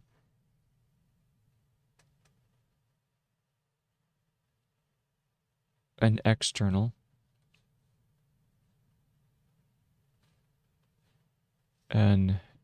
memory, or in the external memory, which would then be forgotten in the internal memory.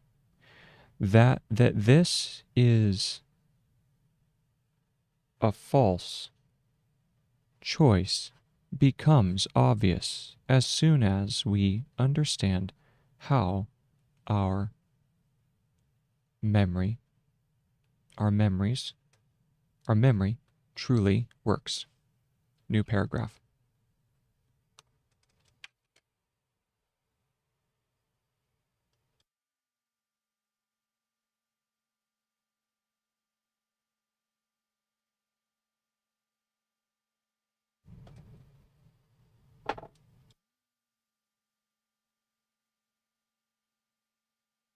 To be able to remember everything,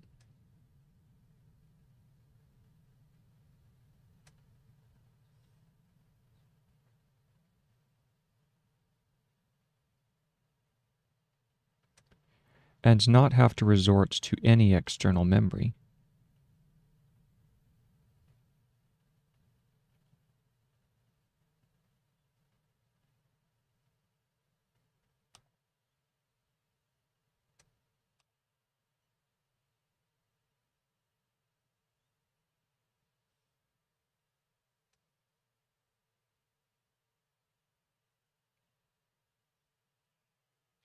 sounds great initially.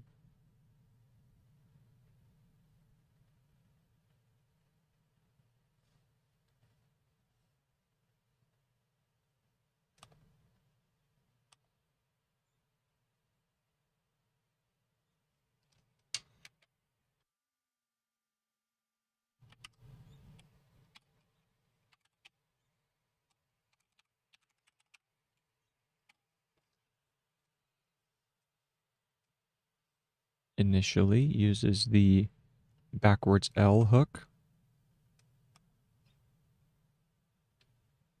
Initially. But you might think differently if you are familiar with the story.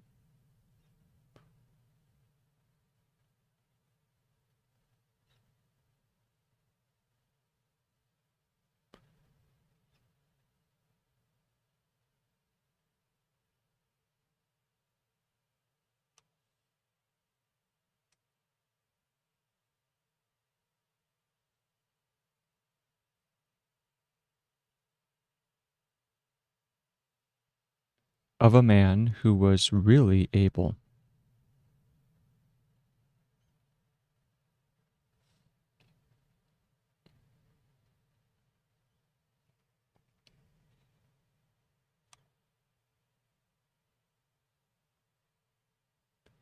to remember almost everything.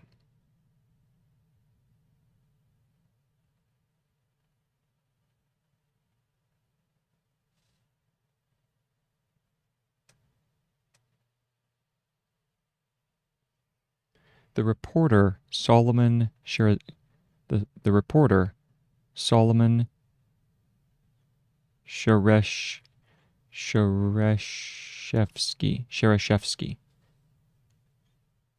The reporter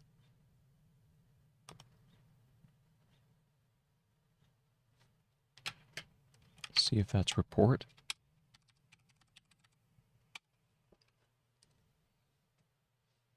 Requires the P, R, P, O, R, and then R.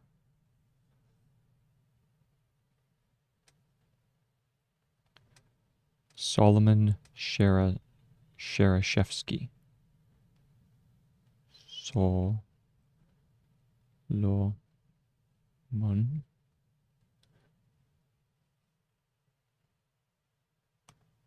Sherashevsky.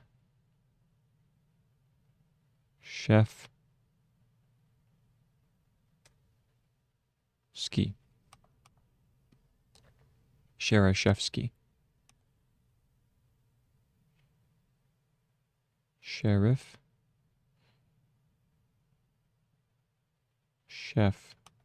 Oh boy, this is interesting. Sherashevsky.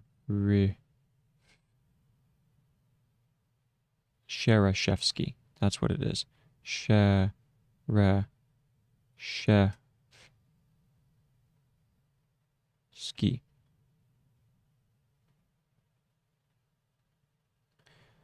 This is according to Luria, or Luria.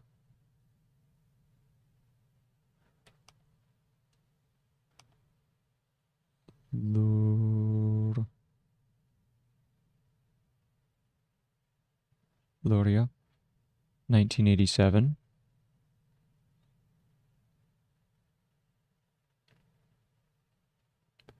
Is one of the most famous figures in the history of psychology.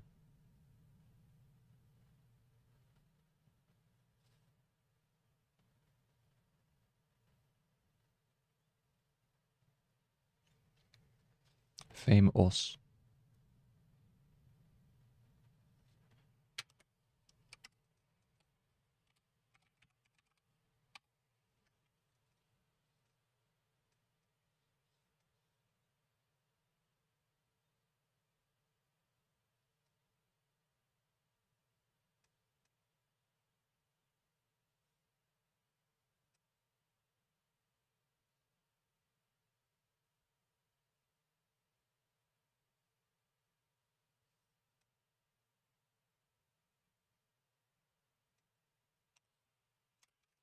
Check figures.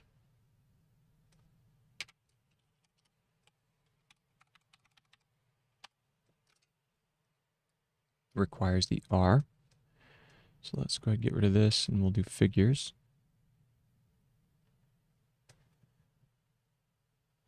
In the history of, and then psychology.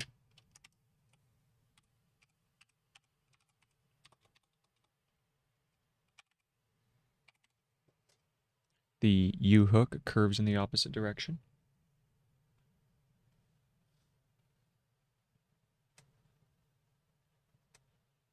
Like so. I will be back shortly.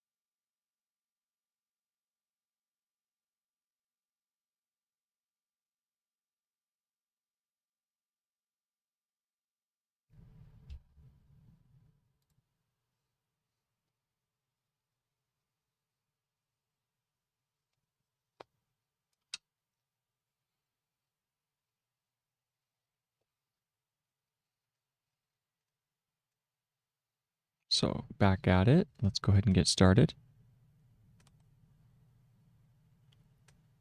Psychology. When his supervisor saw that he didn't take any notes,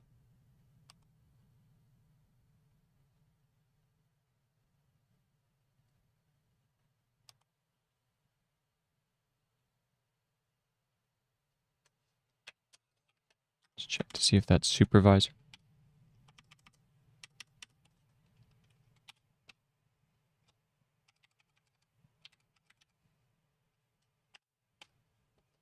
S curves in the opposite direction.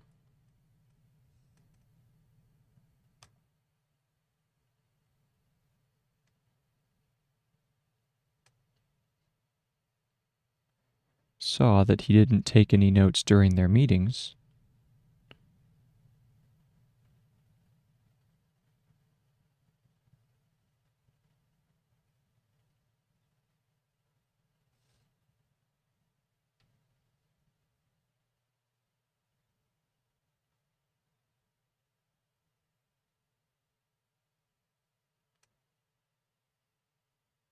He first doubted Shereshevsky's dedication.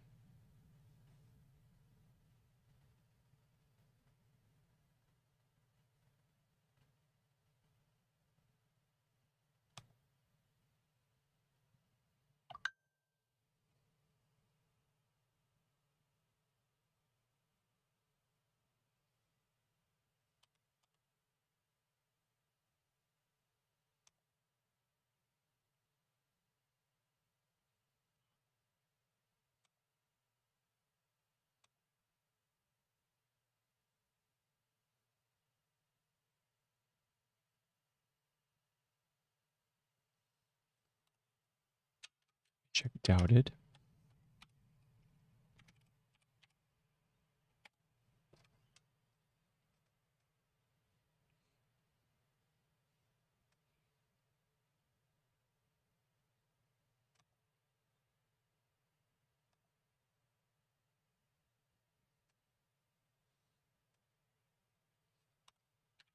Dedication.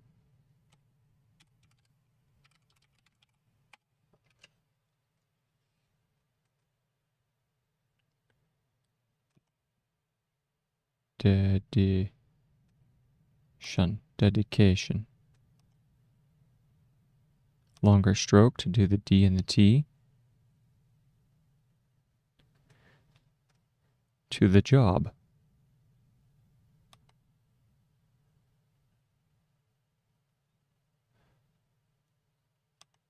And job is J-O-B, comma, but shortly after.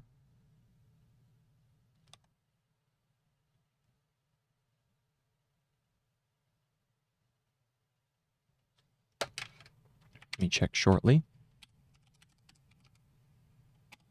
Single dot underneath.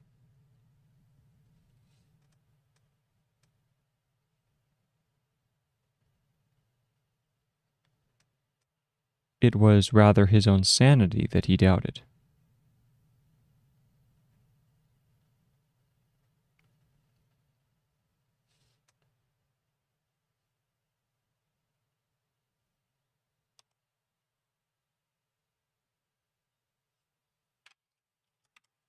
Sanity. Ah, interesting. Disjointed S and then NT.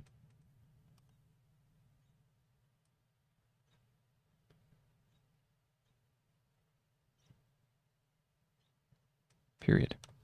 Now let's go ahead and read back through. To be able to remember.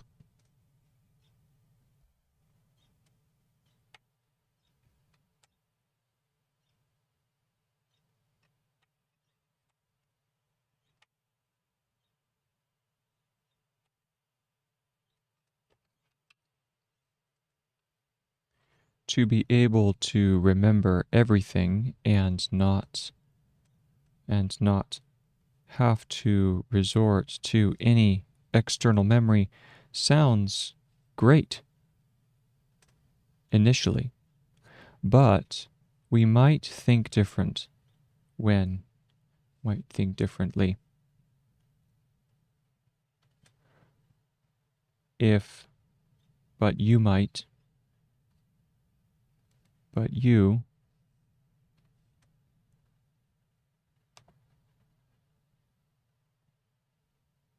might think differently if you are familiar with the story of a man who was really able to remember almost everything. The reporter Solomon Shereshevsky, Luria, 1987, is one of the most famous figures in the history of psychology. When his supervisor saw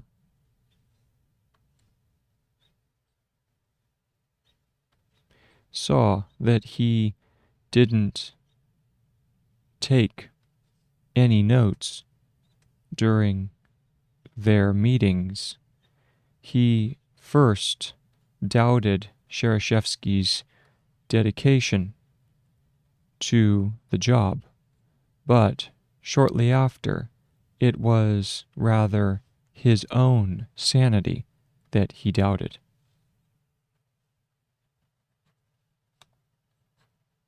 When he confronted Shereshevsky with what seemed to him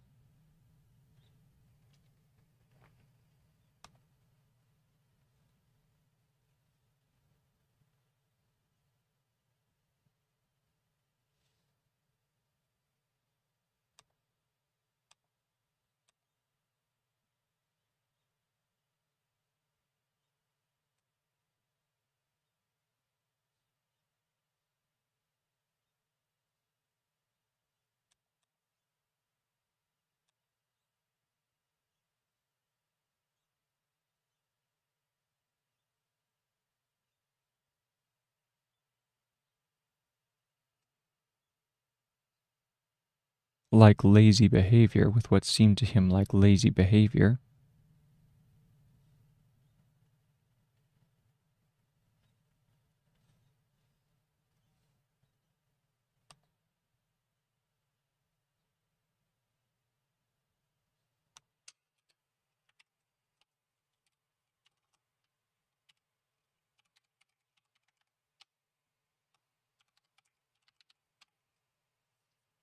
correct for behavior, with what seemed like lazy behavior, Shereshevsky started to recount every single word.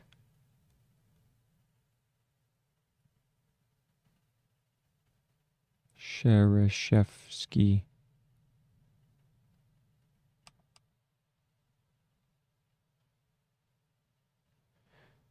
started to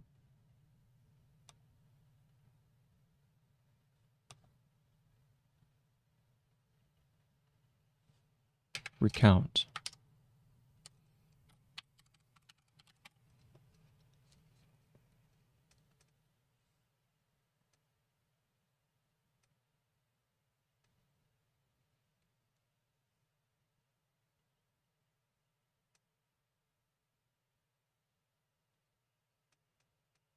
Every single word that was spoken during the meeting.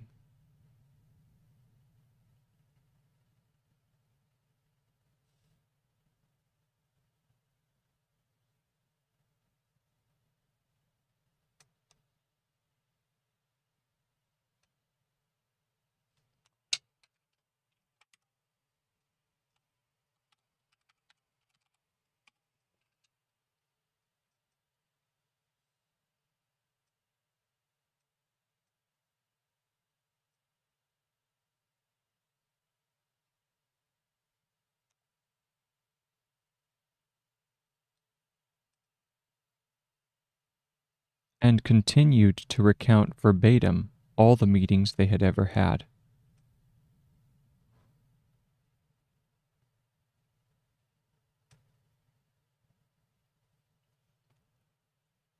See, continue.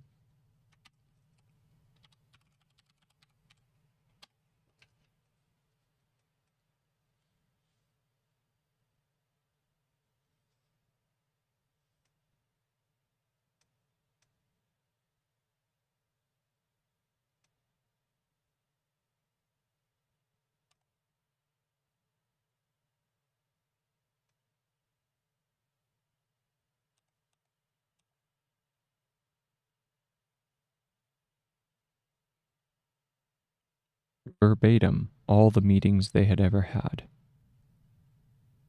Verbatim. Batim. Let's see what verbatim is.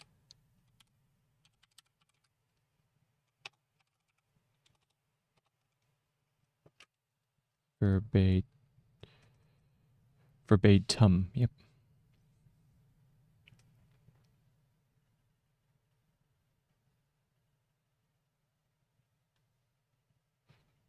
All the meetings they had ever had.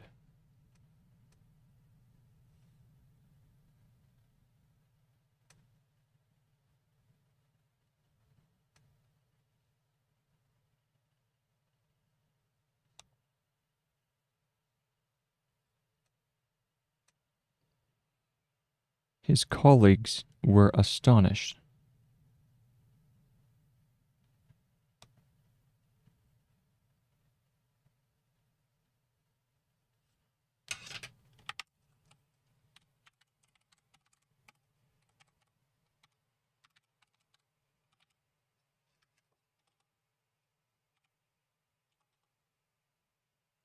Colleague. EA. All we need is a vowel between the two, the L and the G.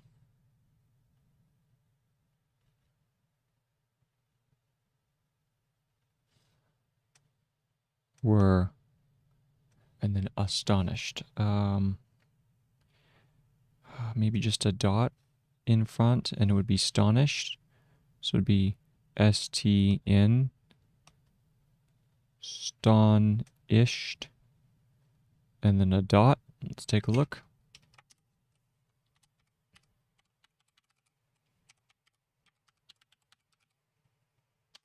It requires an A, AST, ASTN, and an ish.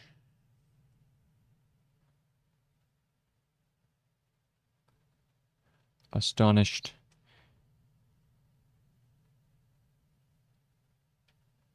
His colleagues were astonished, comma.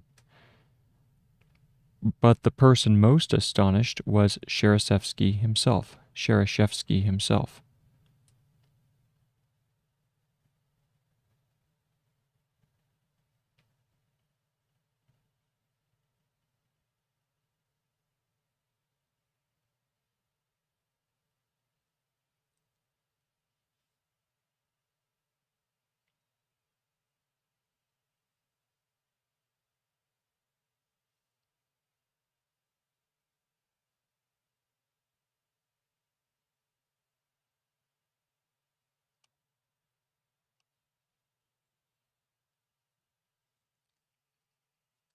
It was the first time he realized that everyone else seemed to have forgotten almost everything.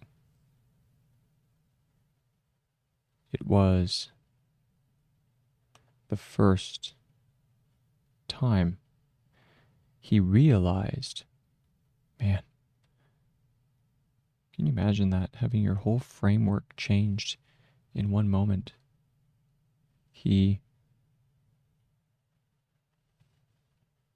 We can do realized up there.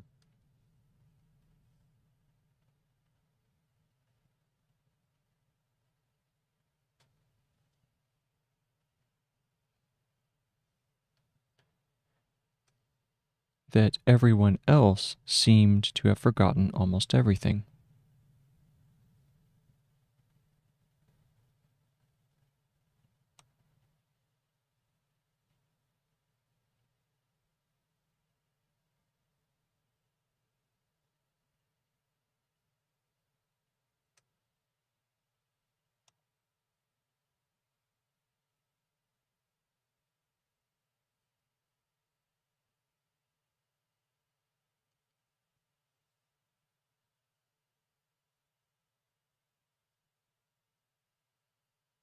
Period. That everyone else seemed to have forgotten almost everything. And everyone else. Yes, good. All right, so that's everyone else seemed to have forgotten almost everything. Almost everything. Okay, period. Even those who had taken notes even those who had taken notes, even though, even those who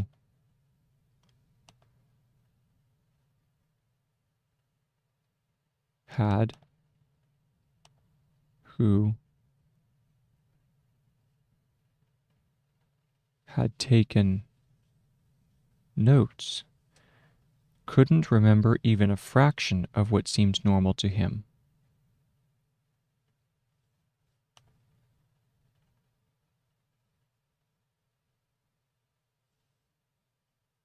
Couldn't remember even a fraction.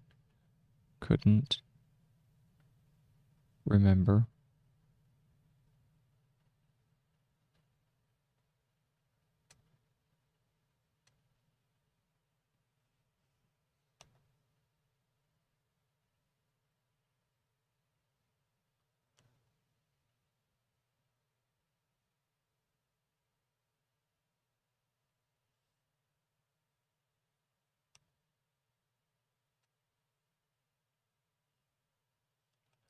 normal. Normal. Nom and then L.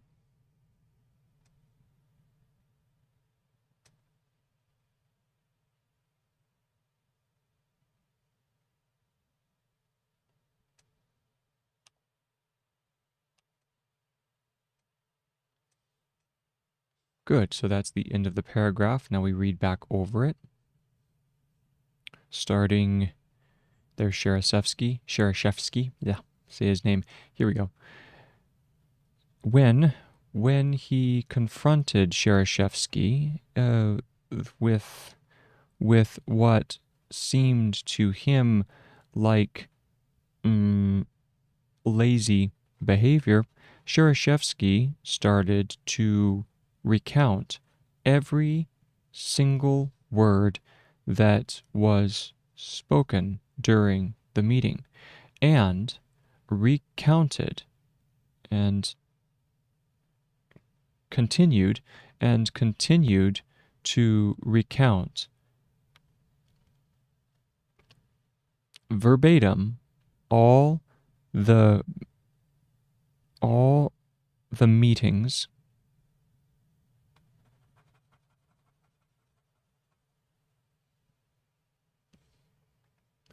all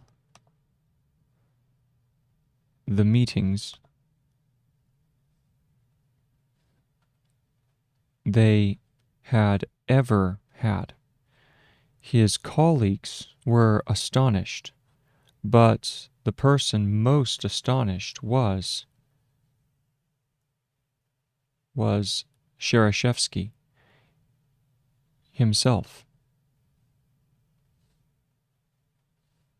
Was Shereshevsky himself. It was the first time he realized that everyone else seemed to have forgotten almost everything. Even those who had taken notes could not remember even a fraction of what seemed normal to him.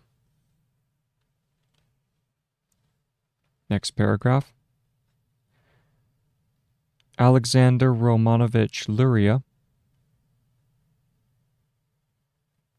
Alexander. I had Alexander, didn't I? Alexander.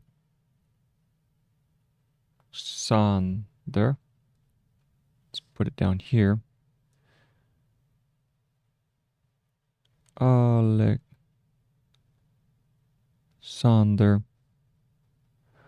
Romanovich.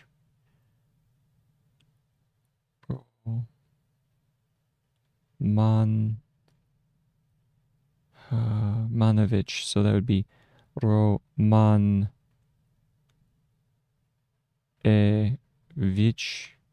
V-I-C-H. Try it up here. So we go Romanovich,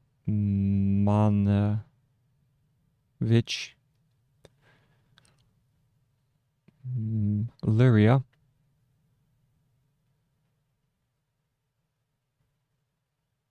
Luria,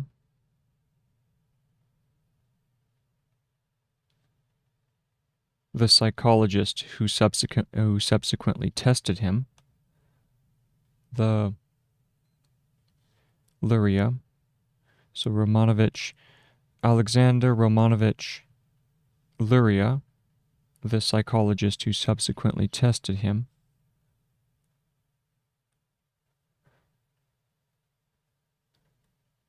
who subsequent, SS, pretty sure that is that SS subsequent? Let's see if that's subsequent.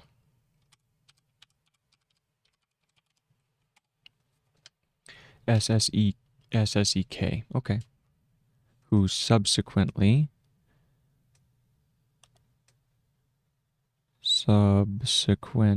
and then Lee, tested him in all conceivable ways. Tested him in all, and then conceivable, conceivable. Was that cons? Isn't cons conceive?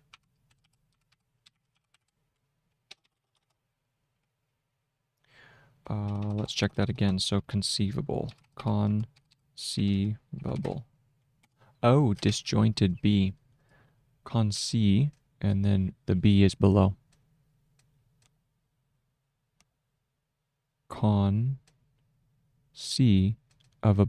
Conceivable. Ways, comma, couldn't find any of the usual restrictions. Couldn't find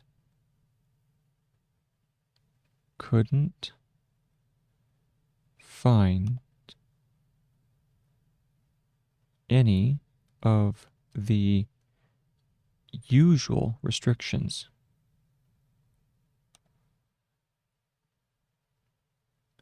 Restrictions, that's R, restrictions, is that it?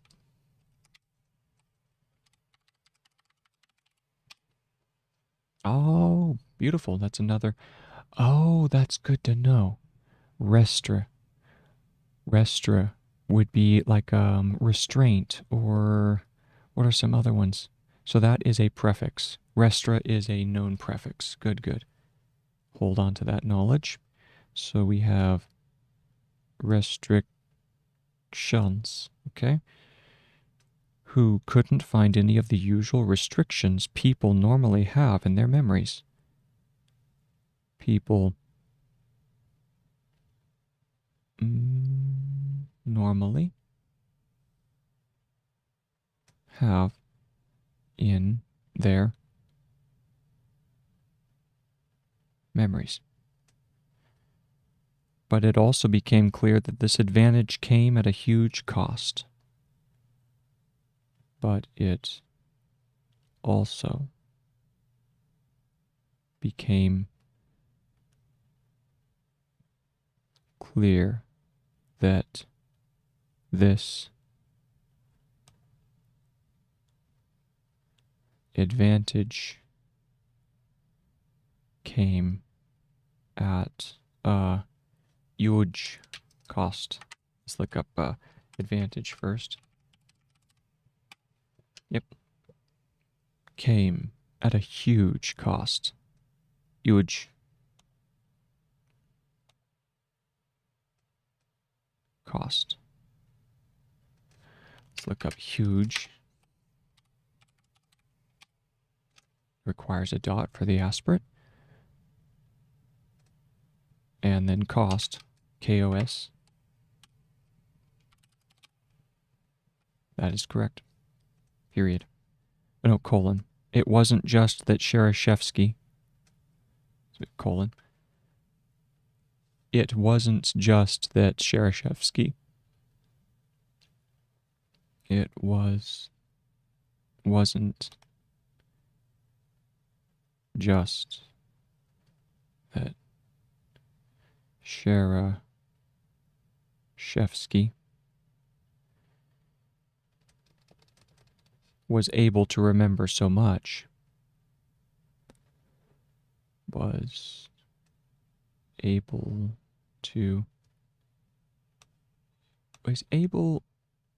ABL. Is that one that I'm forgetting? Speaking of, yep, it is ABL. Wasn't able. It wasn't that that Shereshevsky was able to remember so much.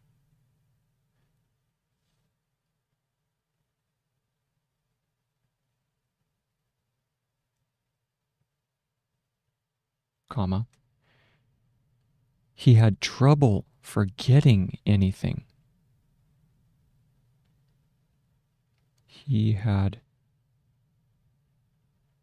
trouble forgetting anything. Man, that's tough. That is so tough. The important things got lost under a pile. The important things got lost under a pile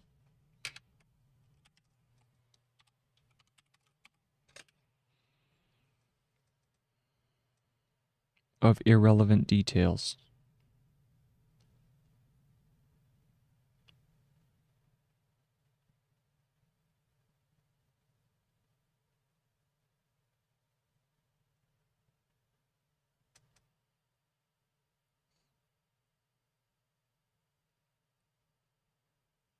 That involuntarily came to his mind. That involuntarily,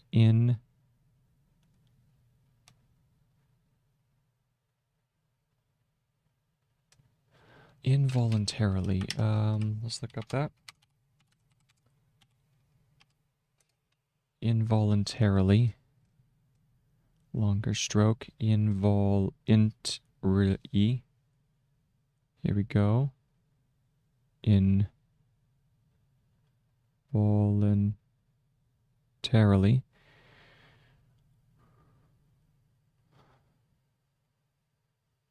came to his mind.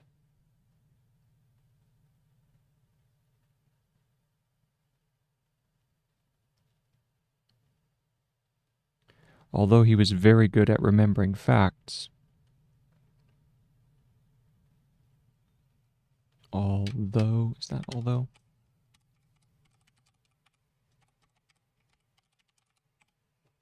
Mm-hmm.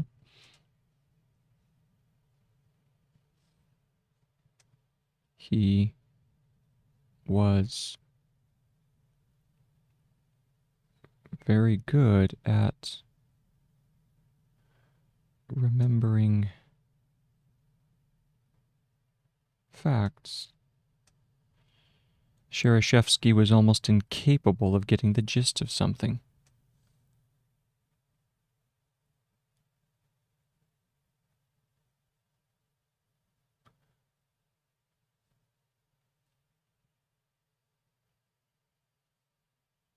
Incapable.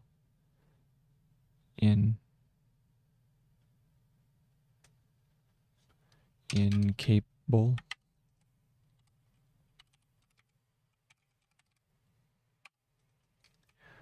Just in K and then in cape.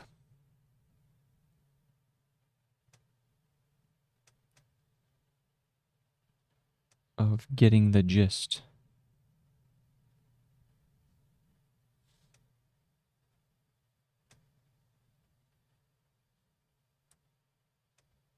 Of something, comma, the concepts behind the particular.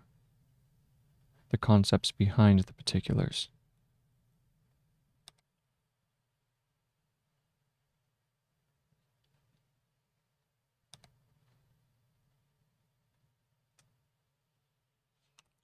Look up behind, I'm pretty sure that's it. Yes.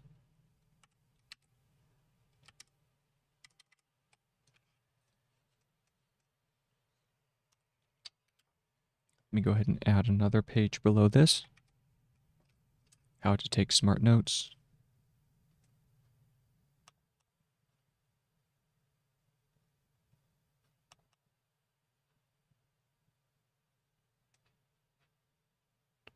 Section 11, page 13.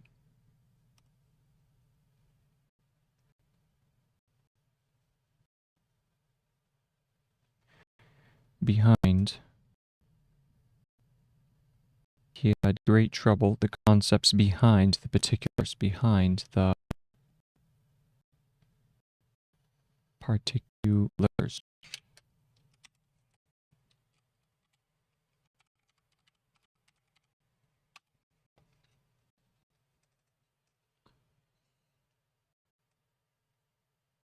And distinguishing the relevant facts from minor details.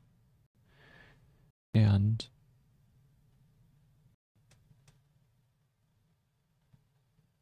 distinguishing the relevant facts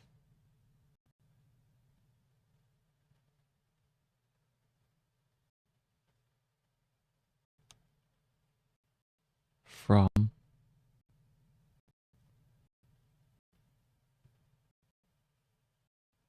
the minor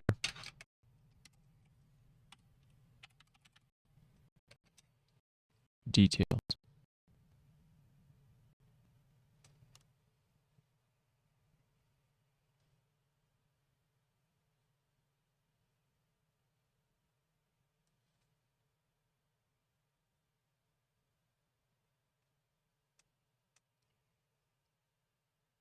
He had great trouble relating to literature or poetry.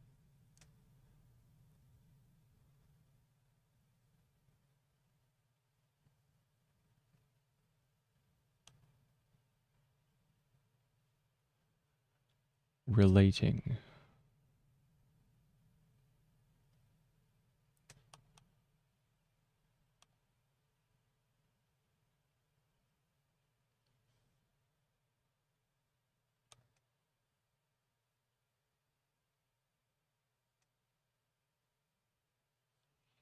To literature, or he had great trouble relating. So let's check relating. Yep. Relating to literature or poetry.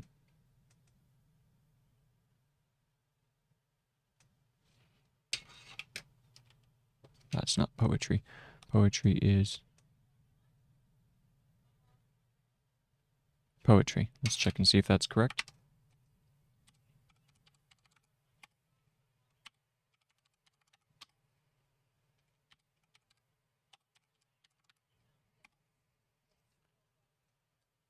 Poetry.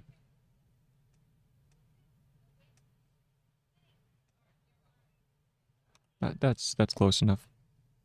Okay, so there's poetry. Relating to poetry, period. He could repeat a novel word by word. He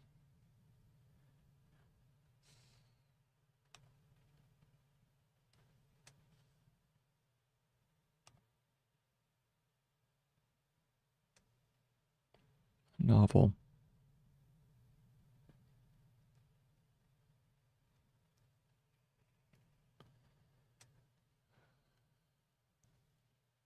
Comma, but the greater meaning would be lost on him.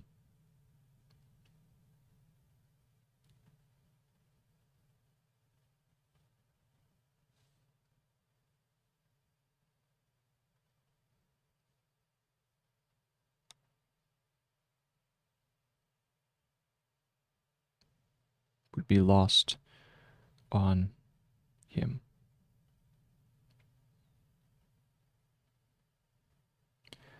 While Romeo and Juliet is for most of us, while Romeo and Juliet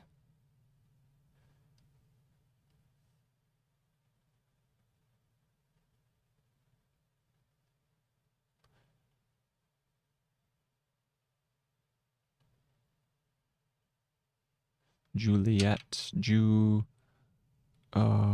Juliet. So let's see if we can do that correctly. Juliet.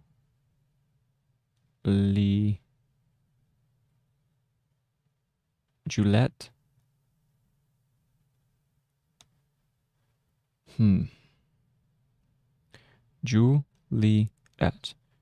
Juliet. 3 vowels. I think if we just do Juliet, yeah. There we go.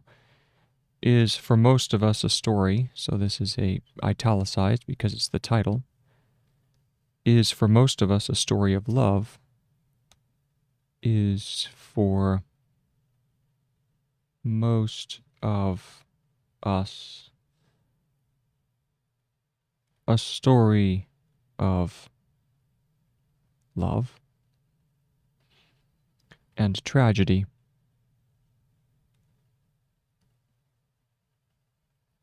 Tragedy. Let's go ahead and see what tragedy is.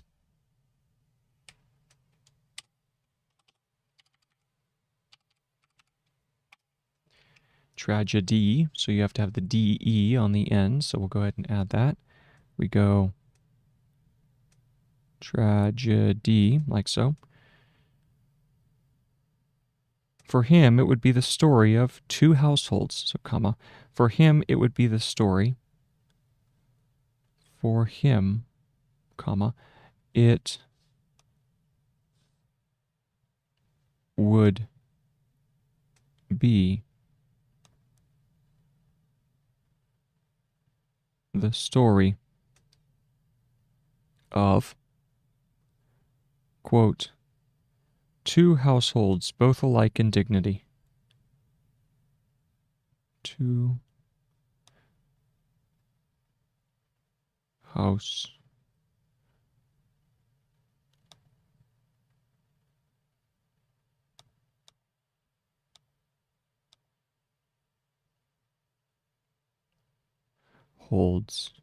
comma, both alike in dignity.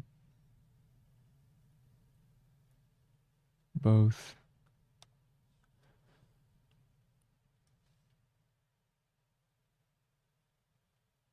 alike in dignity.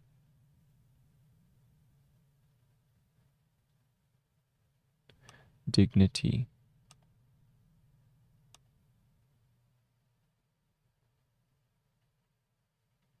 Dignity. Let me check that out.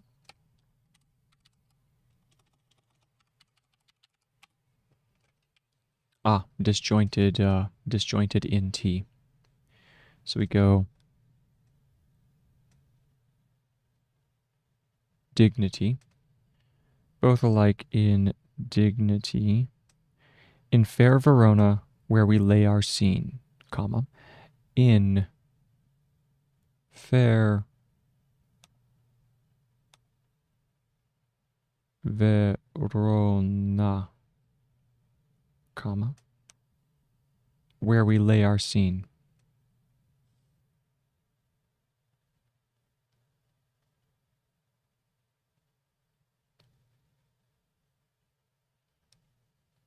Comma, from ancient grudge break to new mutiny.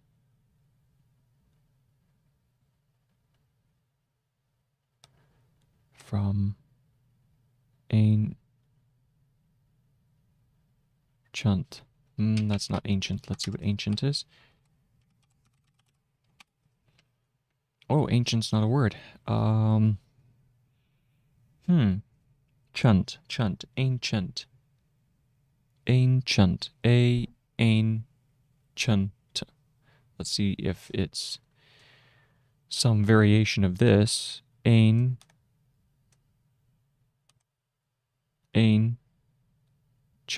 Like that. Let's see if that is correct.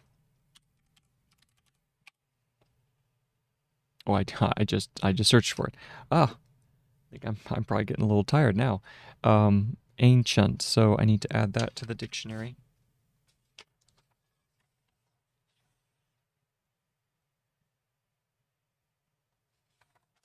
All right. Got that saved. grudge is our next one.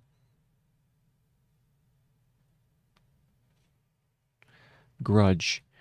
G-R grudge, and then it just drops down for the grudge. Let's see if that's correct. That is correct. There needs to be a little bit more of a distinction between the G and the R. Like so. Break to new mutiny. From ancient grudge, break to new mutiny.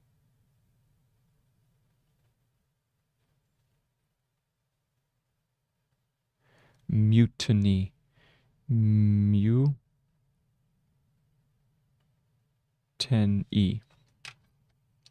Should be that. Let's take a look. And that is correct. That's mutiny. Mutiny.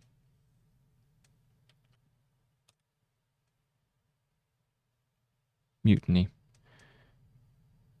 From ancient grudge, break to new mutiny, comma, where civil blood makes civil hands unclean. Where civil blood makes civil hands unclean. Makes civil hands unclean. Unclean.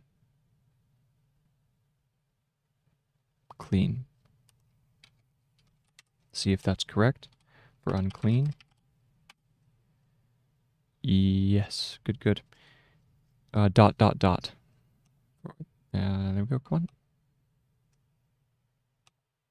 Oh.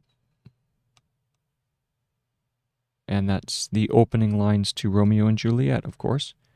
So then it should be obvious that for academic thinking and writing, it should be obvious, it should be obvious that for academic writing, that for academic writing and thinking, academic thinking and writing,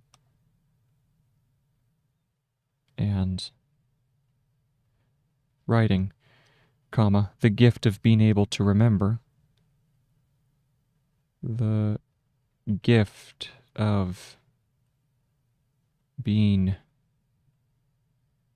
able to remember everything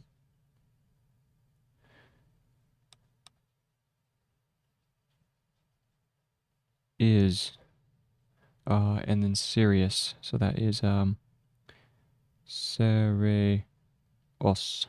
Take a look at that, see if that is correct. Serious, that's right, serious is a serious liability. Let me check liability.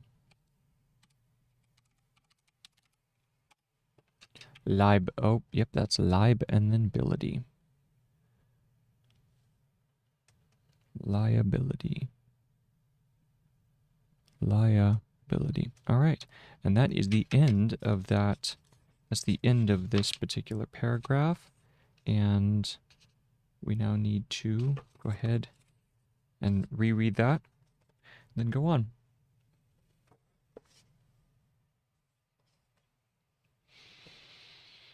Okay, here we go.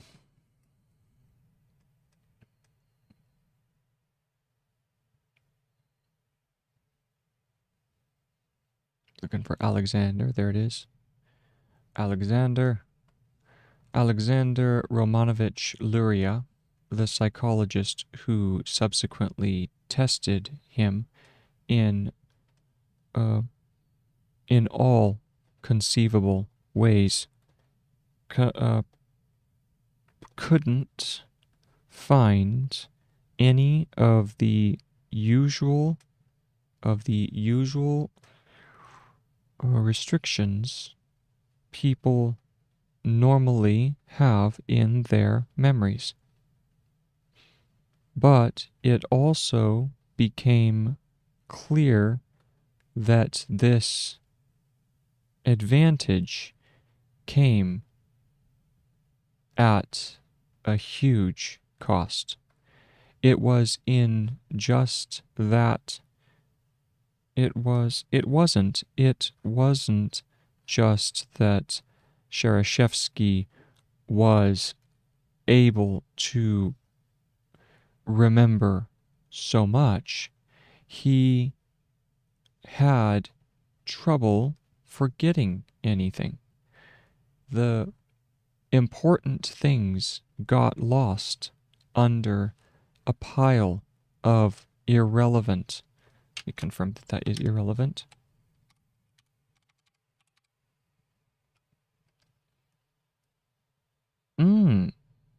Oh, okay.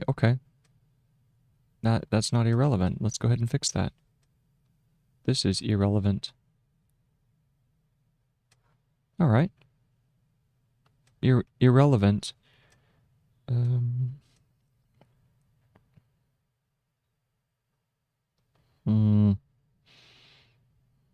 Under a pile of irrelevant details that involuntarily came to his mind. Although he was very good at remembering facts, Shereshevsky was almost incapable of getting the gist of something. The gist of something. The concepts behind the particulars, and distinguishing the relevant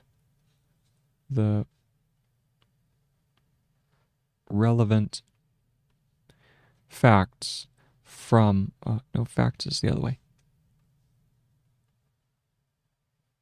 Facts from the minor details. He had great trouble. He had great trouble relating to literature or poetry.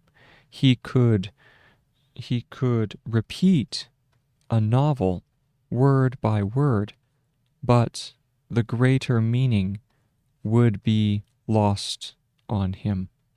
While Romeo and Juliet is, for most of us, a story of love and tragedy, for him it would be the story of two households, both alike in dignity.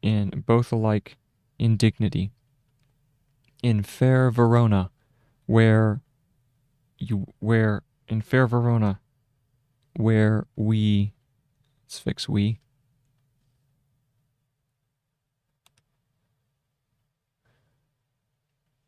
where we lay our scene. From ancient grudge, break to new mutiny, where civil blood. See, it was civil.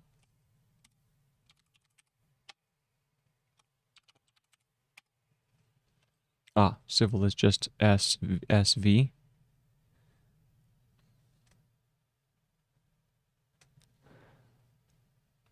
Where civil blood, is that blood? Let's see.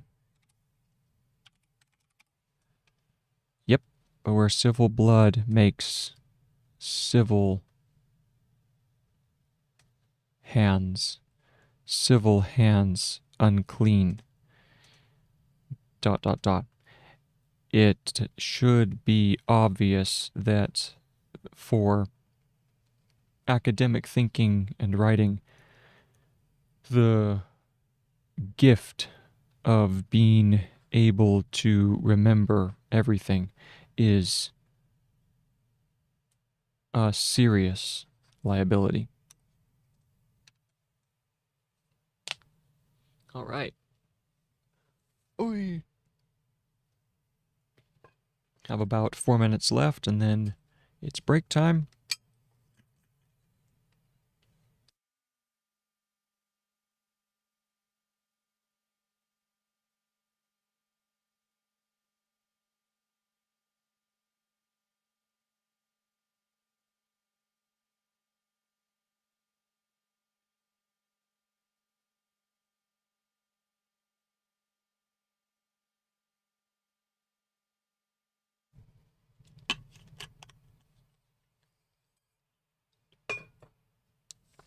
Okay, so now let's go ahead and go on to the next page. And we have here, the science of learning is still undecided on the question. Scroll down here. New paragraph. The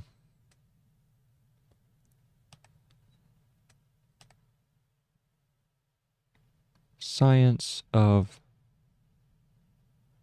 learning is still undecided. Undecided.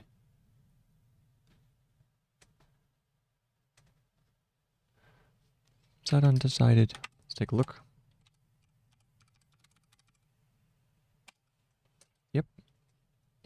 Is still undecided.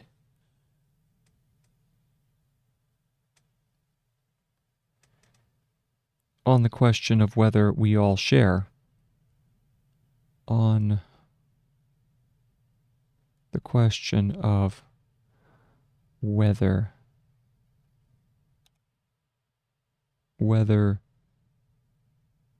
we all share. Shereshevsky. Oh, what a name. Shereshevsky.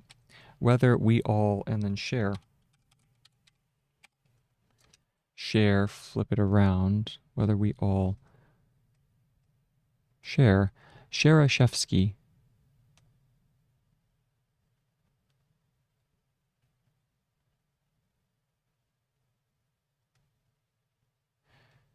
Ability to memorize virtually everything.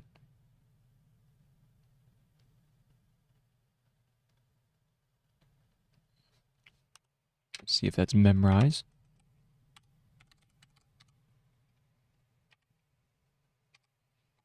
That's correct. Virtually everything. Virtually. So that would be virtually.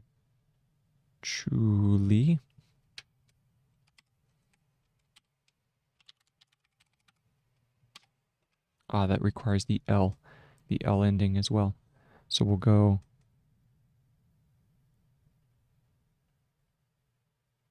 virtually everything we ever have encountered. Everything we ever have encountered, but are only better at suppressing it, comma, but are only better at suppressing it. So that's wasn't that the suppress? Is that suppressing? Let's take a look. So, double P. Oh, oh wow, nice. Haven't had to use that one in a while.